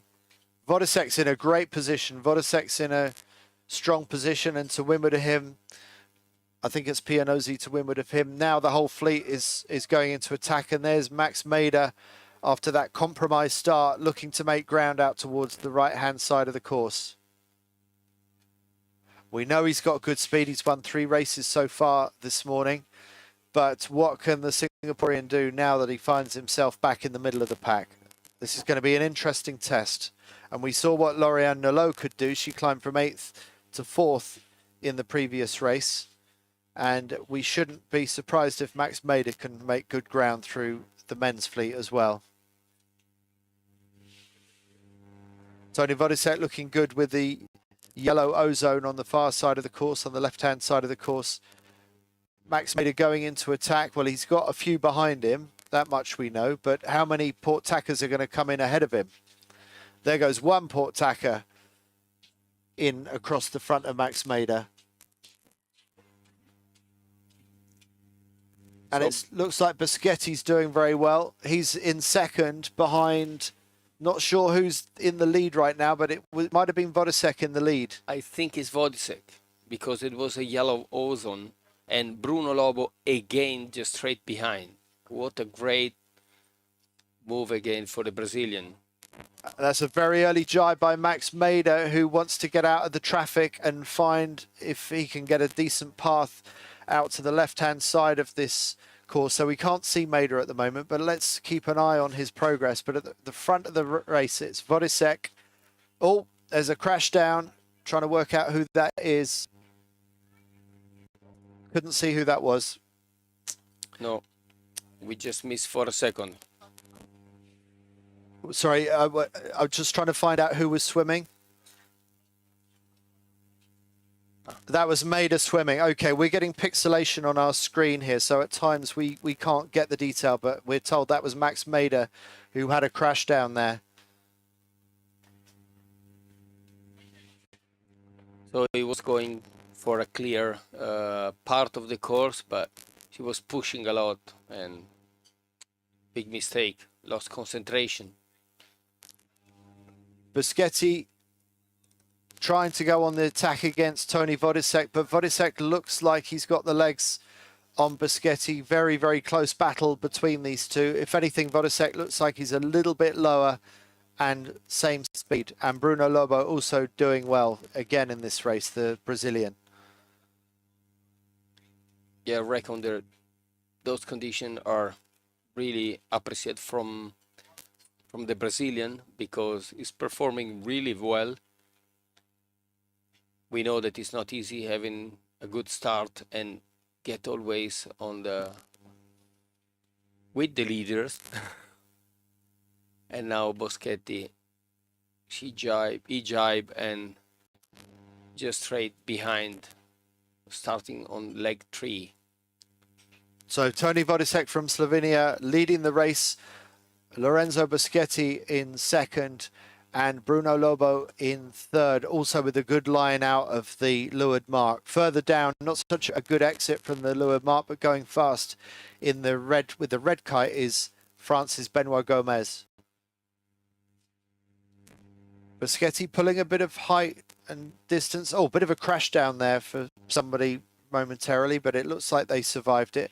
I was just saying Boschetti has a slightly higher angle than Tony Vodisek, so Boschetti trying to climb up the inside of Vodisek's line.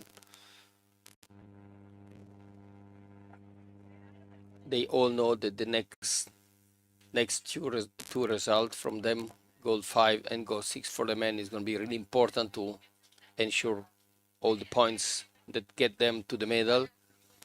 And Max Mader is the only one which might ensure the straight place to the medal. But from the second, all the points are so close that we don't know until the end. So Max Mader, as you say, is still, even struggling in this race, has still got such a good points gap. He hasn't really had any bad races so far. This could well end up being his discard. But yes, very, very close on points. And on the cusp of qualifying right now, Bruno Lobo, well, he's having another good race. He's in 9th place as things stand at the moment. Martin Dolenc, one of the best in the world. He's struggled a little bit this week, but the Croatian is in 10th place. And Marcus Edegren from USA on the same points in 11th. And Alexander Aylen, who's shown great signs of performance today, the Monegasque rider, also on the cusp of qualifying. That's the top 10 that I'm talking about for tomorrow for the medal series. Bit of a brief splashdown there for Tony Vodisek, a brief loss of control of the ozone kite, but he's got the reins on his ozone under control yet again, and Vodisek looking good, but Boschetti also attacking from the far side of the course. Yes, we know that Tony is super fast. When he's not making mistake, he can really stay in front and no one might beat him. Unfortunately, on the previous race, we had a few splash from him. Look, Boschetti, no, that's the tack that you not must. Oh, he's back up and running again. I mean, was just in front of Tony, and just in front of Tony, just miss. I guess they missed the footstraps on the front. He wanted to do it really a quick one, and now Benoit Gomez is behind, and Denis Taradin and Bruno Lobo as well. So what an unfortunate turn of events on that tack for Lorenzo Boschetti. Now drops down to about 5th place. There it is again. So a moment of horror for Lorenzo Boschetti, but he gets up and running. He's still running in about 5th or 6th place, but that's making life easier for Tony Vodisek out in front with the yellow ozone kite. So we have Boschetti recover position in front of Bruno Lobo, and Edegren and Taradin, they're just behind. So Boschetti recovered on 3rd behind Benoit Gomez. Well, that's a very good recovery by Boschetti, up into 3rd place behind these two. With the yellow, it's Vodisek, and with the red kite, it's Benoit Gomez, going very well indeed. And Boschetti in a fight with Bruno Lobo for 3rd place. Edegren from USA also up in amongst the front few. But look at the lead now by Tony Vodisek. Quite a comfortable lead over Benoit Gomez, probably at least 100 meters, if not more. Sometimes just attack, and you see, one mistake. It's so easy, isn't it? It changed. And it's a reminder that we don't see it that often. We're seeing the best in the world stand on these wobbly boards with these powerful kites, and they make it look so easy most of the time, but occasionally you see one of the best like Lorenzo Boschetti go wrong in just one tiny split second of an error. Benoit Gomez jibing his red kite onto starboard. Tony Vodosek doing the same. Has Benoit Gomez picked his ley line? Does that mean that Vodosek has sailed extra distance that he didn't need to? It looks like Gomez has closed the gap a little bit on Vodosek. But Vodosek is safely round on to the final reach to the finish. I say safely because nothing is ever safe. Let's see if Vodosek can hold on to the race win. Will he be the first race winner whose name is not Max Mader this morning? Exactly, but I must say that Tony really deserves a bullet. He has been leading a few times since this morning, but for whatever reason, he did a lot of mistakes. So he deserves a bullet, and he make it. And let's see Benoit Gomez straight behind. Really good move from the French, and Lorenzo Boschetti, Marcus Edegran, and Denis Taradin at the end. The next three, followed by Marciniak, and then Noche, and Pianozzi, Ellen from Monaco, Clément Hernandez from Spain, and Nico Parlier, one of the greats from a few years ago, looking to get back into the game. And Parlier's had his moments today, but where is Max Mader? Let's see if we can see where Max Mader is across the line. We think 11. About 11th place. So a recovery, but that's going to be one of Max Mader's discards. It's not really going to affect him that badly because it only means that Mader needs to bring one of his previous discards at 5th place into play. So how about that, Mirko? You get to have to count a 5th. What a terrible day.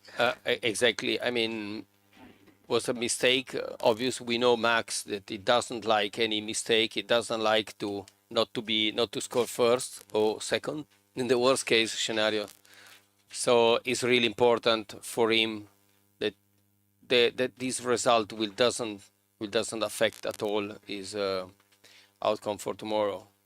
So well done to Tony Vodosek winning that race. He was 6th overall going into that race. That could move him so close on points, as you were saying earlier, Mirko. It could even move him up into, say, 3rd place. I don't know. Maybe 4th. Yeah. Because as we said before, from the 3rd to the 7, there is only 6 points, and 6 points easy on this race on the next one. Let's run an ad and we'll come back to you soon with us.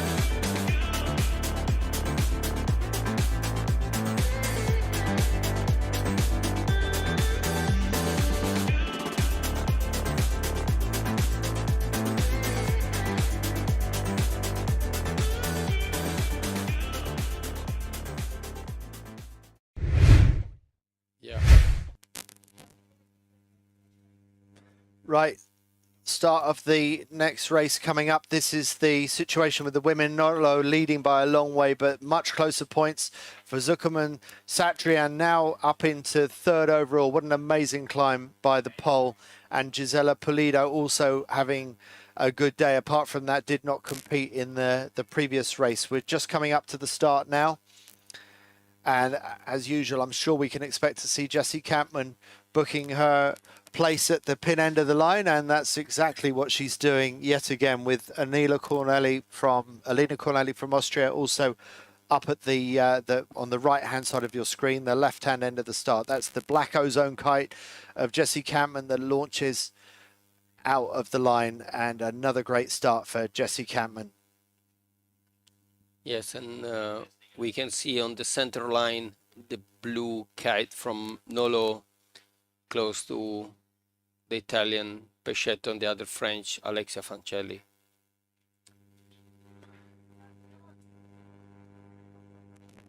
So Lauriane Nolot is the one to beat in the women rather.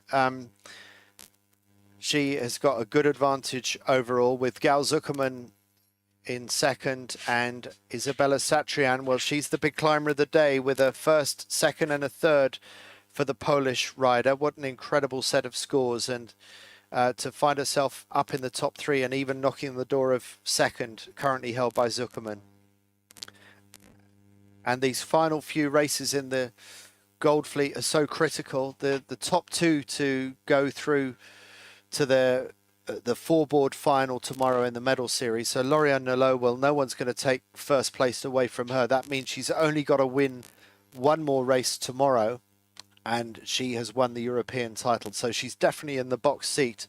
But the way that it works with this 10-rider medal series final, any one of the top 10 still has a realistic chance of taking the title tomorrow. Yes, exactly, Andy. This is the last gold for the girl fleet, so it's going to be really important, mainly between the second and the fifth position, because they are really close in terms of points. So it's going to be really important to ensure the second slot for the final, which now is for Gal Zuckerman. So they're beginning to tack on to port. There is our series leader, Lauriane Nolot, with the blue bib and the blue ozone. Well, the kite colour might stay the same tomorrow, but it's going to be Lauriane Nolot wearing the yellow bib going into the final day. And she's looking fast yet again in this race.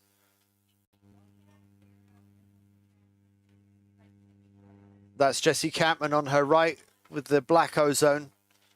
But you can see that Jessie Campman is down to leeward. She's potentially in the dirty air of Lauriane Nolot. So the two French riders with the two best bibs, but it's going to be Nolot that takes the yellow bib off Jessie Campman tomorrow. And from the drone angle, you can see very clearly that Nolot is out amongst the front few, and Isabella Satrian also going fast with the fly surfer as well. Poema Newland going well out on the right hand side. Yes, exactly. And then I must say, looking on result, which we got from the technician, that the tracking from Jingle Chen is not working, and this is why sometimes we missed her. She scored a second, a third and a four, if I'm not wrong, on the previous race today.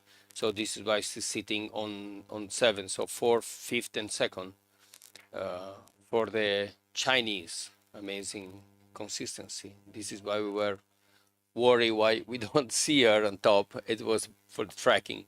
Yeah, so the Chinese rider Jingle Chen actually doing pretty well, but it's Lauriane Nolot that's round in first place with quite a lead, and then it's a pack of three fly surfers going round all together. That is Alina Corneli And Isabella Satrian. and then not far behind them is Gal Zuckerman, but it's really busy for second, third and fourth right now. And good performance by Alina Corneli. She was one of the pin end starters next to Jessie Campman. So a good start has converted into a good windward mark rounding for the Austrian rider. Out way in front, Lauriane Nolot going into a jibe, getting that blue ozone kite back down to the water on port jibe. And now Corneli and Satrian simultaneously jibing their fly surfers. Battle between Austria and Poland, and Gisela Pulido from Spain also fighting it out for second, third and fourth place.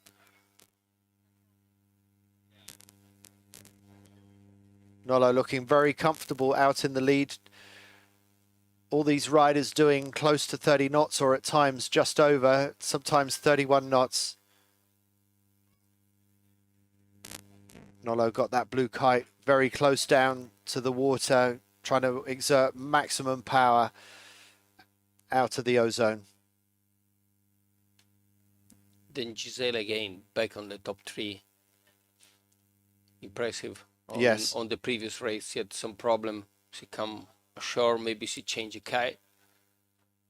Well, we haven't seen much of Gal Zuckerman so far in this race, so could it be that Satrian or Pulido get up into second place and book their spot in the final tomorrow? Because first and second get a bye straight through to the four-board final tomorrow afternoon when we decide the European title.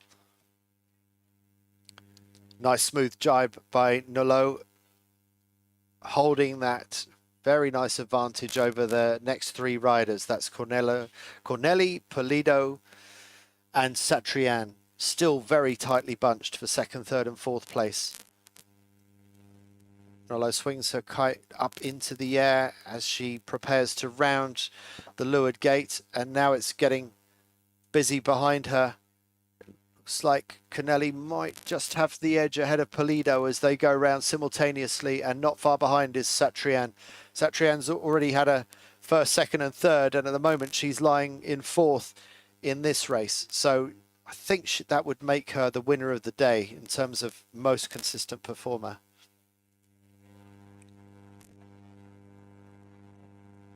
So Cornelli, Pulido, Satrian, they are really close. You have a look now from the drone shot, you can clearly see they have almost the same speed, different angle from the one leeward. Obviously try to get out of the bad flow from Alina Cornelli, the Austrian. And Satrian, as you can see there on the tracking, she's always got that lower angle, and I don't know if that's by choice, but it seems to be that she is always low and fast, and that's not doing her too badly at the moment, but at times I think that leaves her tactically exposed and forces her to make slightly different decisions on the race course.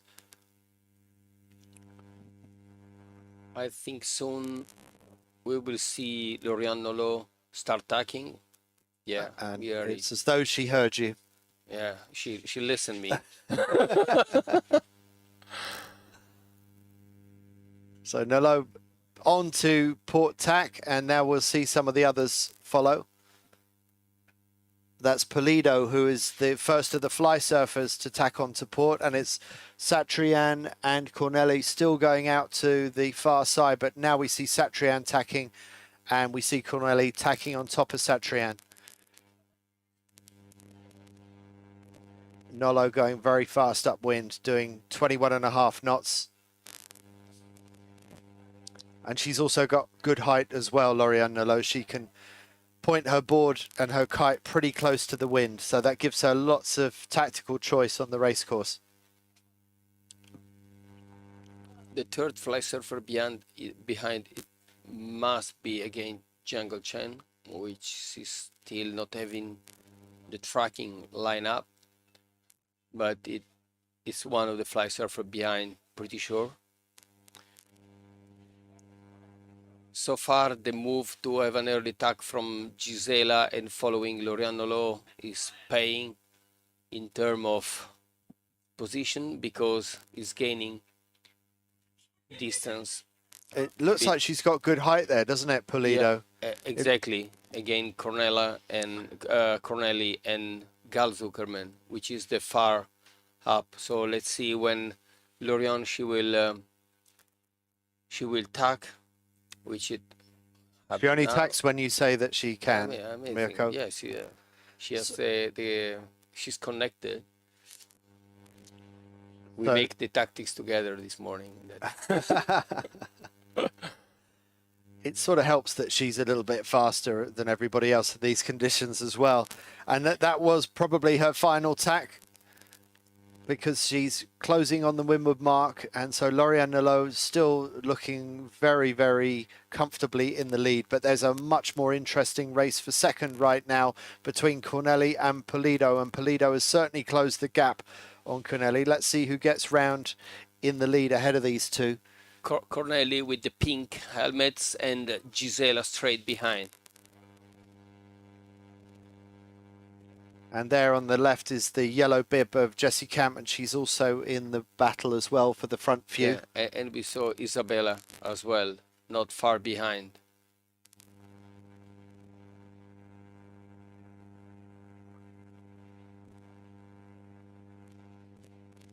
Amazing when they slingshot the kite, when they start to veer away after the windward mark. You can see like...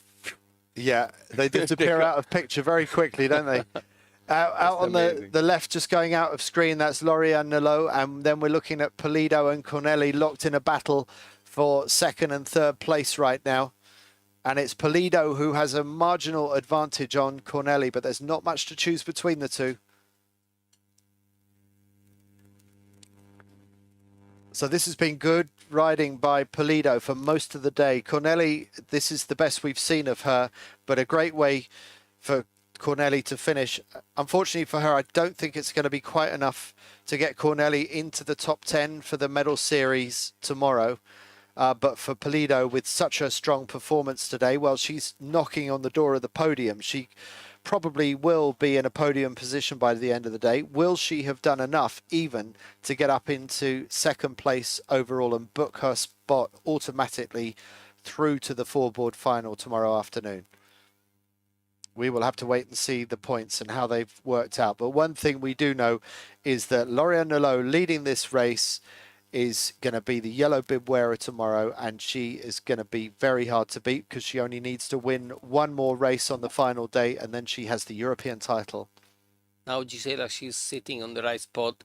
Halina Corneli, she had to keep more high angle to keep the same speed as Gisela. She's really deep, so she will now get the jibe on it.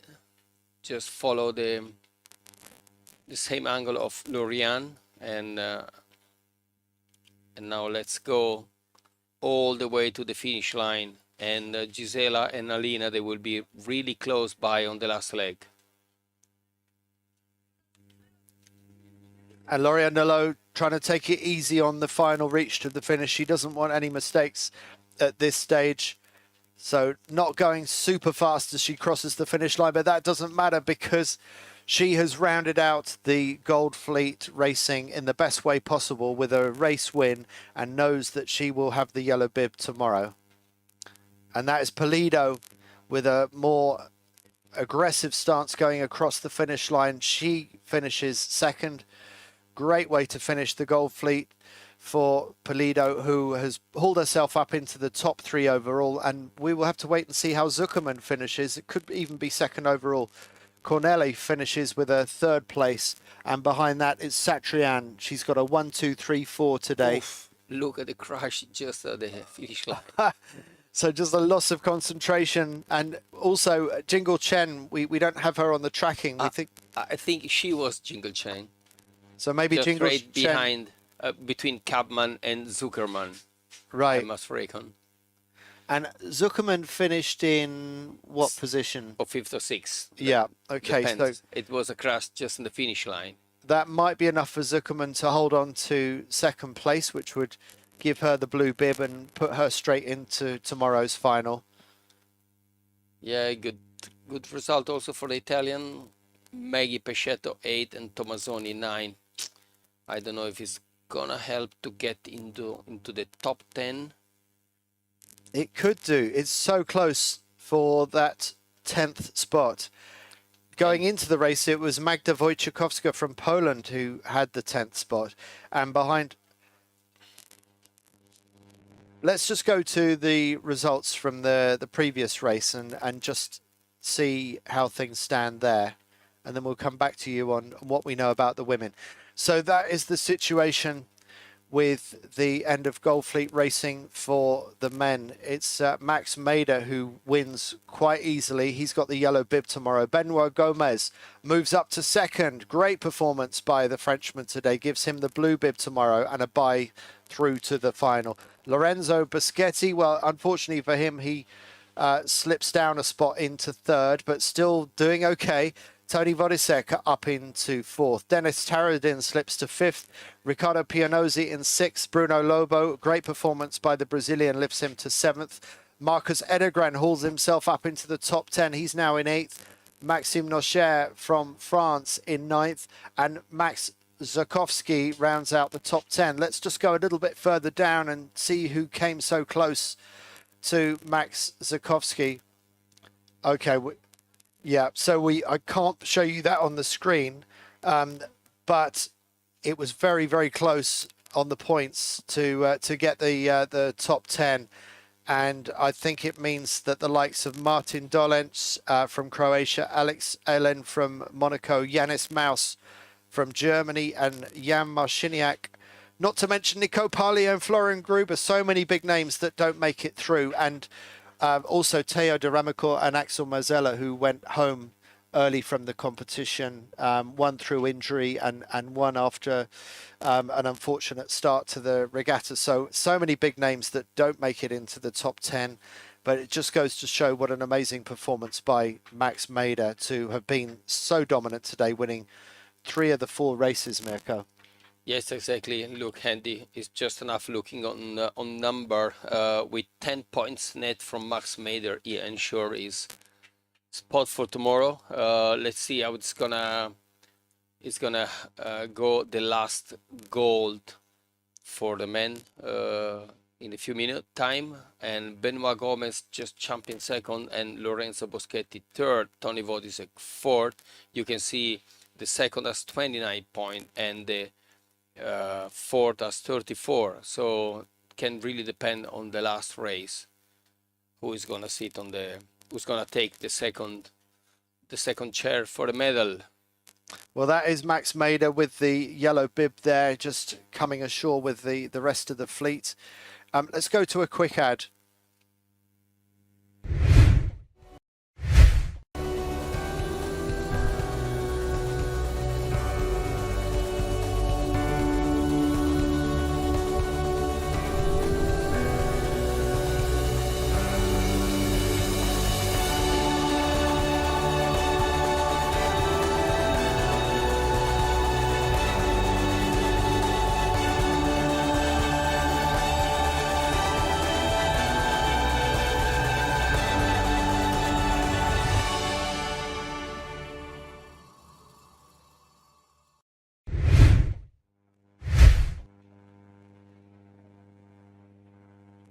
So that's the scene on shore here in Nafpaktos, Greece. It's gone a little bit overcast, and there is a fly surfer kite in the water there. We've got bronze and silver fleets getting ready to go out racing this afternoon. We won't be covering that on the live stream, but we wish them all the best for their competition. The woman. We're just waiting to get the results for the women. We just want to see where things end up there. So, Mirko, who was the standout performer for you today? You can take your pick from the men or the women. Starting from the men, it was not a surprise. We expected that Max Mader will have a comeback. And today was the day, and no room for other to beat him, and ensure with a couple of bullets in a row and just straight on. I'm really impressed for Benoit Gomez. A great comeback from Benoit Gomez, the big French. And Lorenzo Boschetti tried to manage to stay on third spot. Tony Vodisek, I was expected some best result from him. And again, I can tell you, the surprise has been Bruno Lobo, back to seven place overall from the Brazilian, being on the top 10, looking, like you said, outside of the top 10, really big name like Martin Dolenc, Yanis Maus, Nico Parlier, and Flo Gruber, and having the Brazilian on the top 10 is really great result, and he really deserved it. He put a lot of effort on training, and now he's really on the top 10. And Max Zukowski just scraping into the top 10. It's been a good day for Poland, hasn't it? We've seen Poland doing well in the men and particularly in the women with Isabella Satrian, and we hope to be able to give you the women's results soon after the final women's race that we saw a few minutes ago. We're just trying to get the scores updated on that because I'm really interested to see who has got who. It's not far away now, I'm told. We'll go to a quick ad and then we'll come back to you shortly. At Ocean Spray, our cranberry farmers manage our water to help support a more sustainable agriculture. We take great care to conserve our water. We then share it, and finally we recycle it. We do this because water helps to protect the crops from the winter cold. It naturally reduces the insect pest populations, and water helps us to gently harvest our juicy cranberries.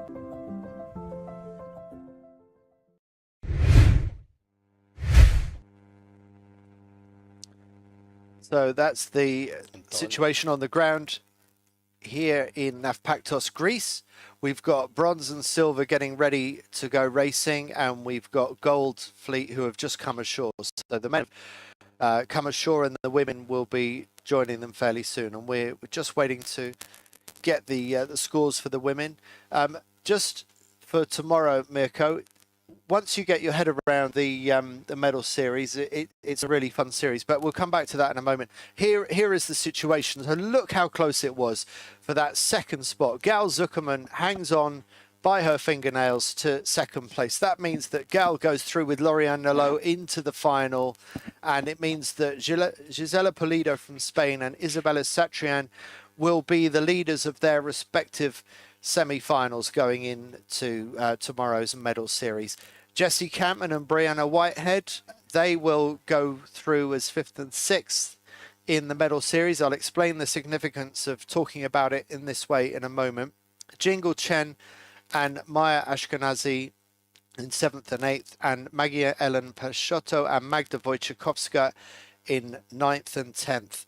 So that means that the likes of Poema Newland, who won a race earlier today, doesn't quite make it through. Julia Damasiewicz doesn't quite make it through. And others like Alina Corneli, who finished so well in the racing just now, Sofia Tomasoni from Italy. So a few of the big names that didn't make it through. But look how international that lineup is. It was dominated by France at the beginning of the day. The French had 4 in the top 5. French still have 2 representatives in there, but it's changed dramatically, hasn't it? It's not been a good day for the French, except really for Lauriane Nalot. Yes, I must say, do you see how things can change in one day? Amazing. Lauriane Nalot just ensured his spot, but Gal Zuckerman again, second, ensure straight. She must be really happy today at the end of the day. And maybe the one that lost out the most is Alexia Fancelli, who was 3rd going into the day and now falls outside of the top 10. So really upsetting for Alexia, having sailed so well throughout the week, but as far as I can see, hasn't made it through. 1 point. She missed it by 1 point? 1 point. She missed it by 1 point. Oh. 68 to 69 against Magdalena Wojciechowska. Oh, that's agonizing, isn't it? Yeah. So it's really not been a good day for Fancelli. And as I said, apart from Lauriane Nalot, not particularly a good day for the French, who were already struggling in the men's fleet. I suppose with the exception in the men of Benoit Gomez, who's now climbed up to 2nd. So good for him. That's Marcus Edegran from the USA that we're looking at there, just wrapping up his kite. He'll be very pleased to have got into the top 10 for the medal series tomorrow. So we're going to explain this again tomorrow, but let's just go through it very quickly now. We start the day tomorrow with 2 semi-finals for the men and the women. So there's semi-final A and semi-final B. So using the men as an example, Mirko, that means, for example, that Bruno Lobo, Marcus Edegran, Max Nochet and Max Zokowski, they have to win 3 races in a semi-final tomorrow? Exactly.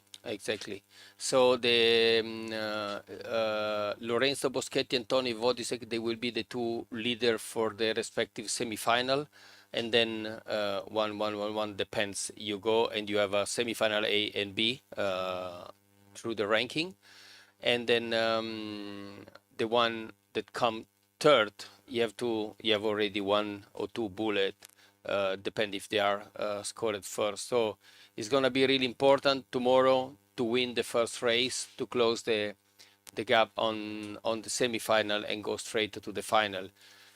In the way that the semi-final will be run and the medal series will be run is that Max Nochet, we know it can still get in the podium at the end of the day because we have such an amazing format. Yeah, that's starting right. from the semi-final goes to the medal race at the end. It's gonna be really tough for tomorrow. Depends on the condition.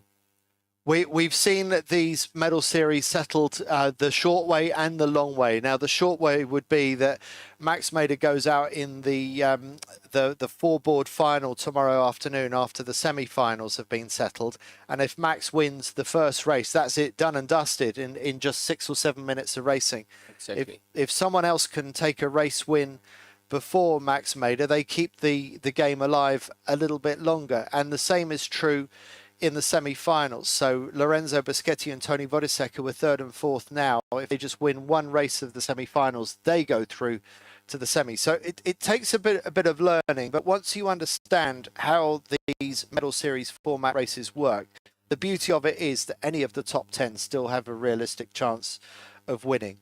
So we've had an exciting morning of racing. The wind has held up for us beautifully. It's bronze and silver racing for the rest of the day, and they get to complete a good number of races this afternoon, we hope.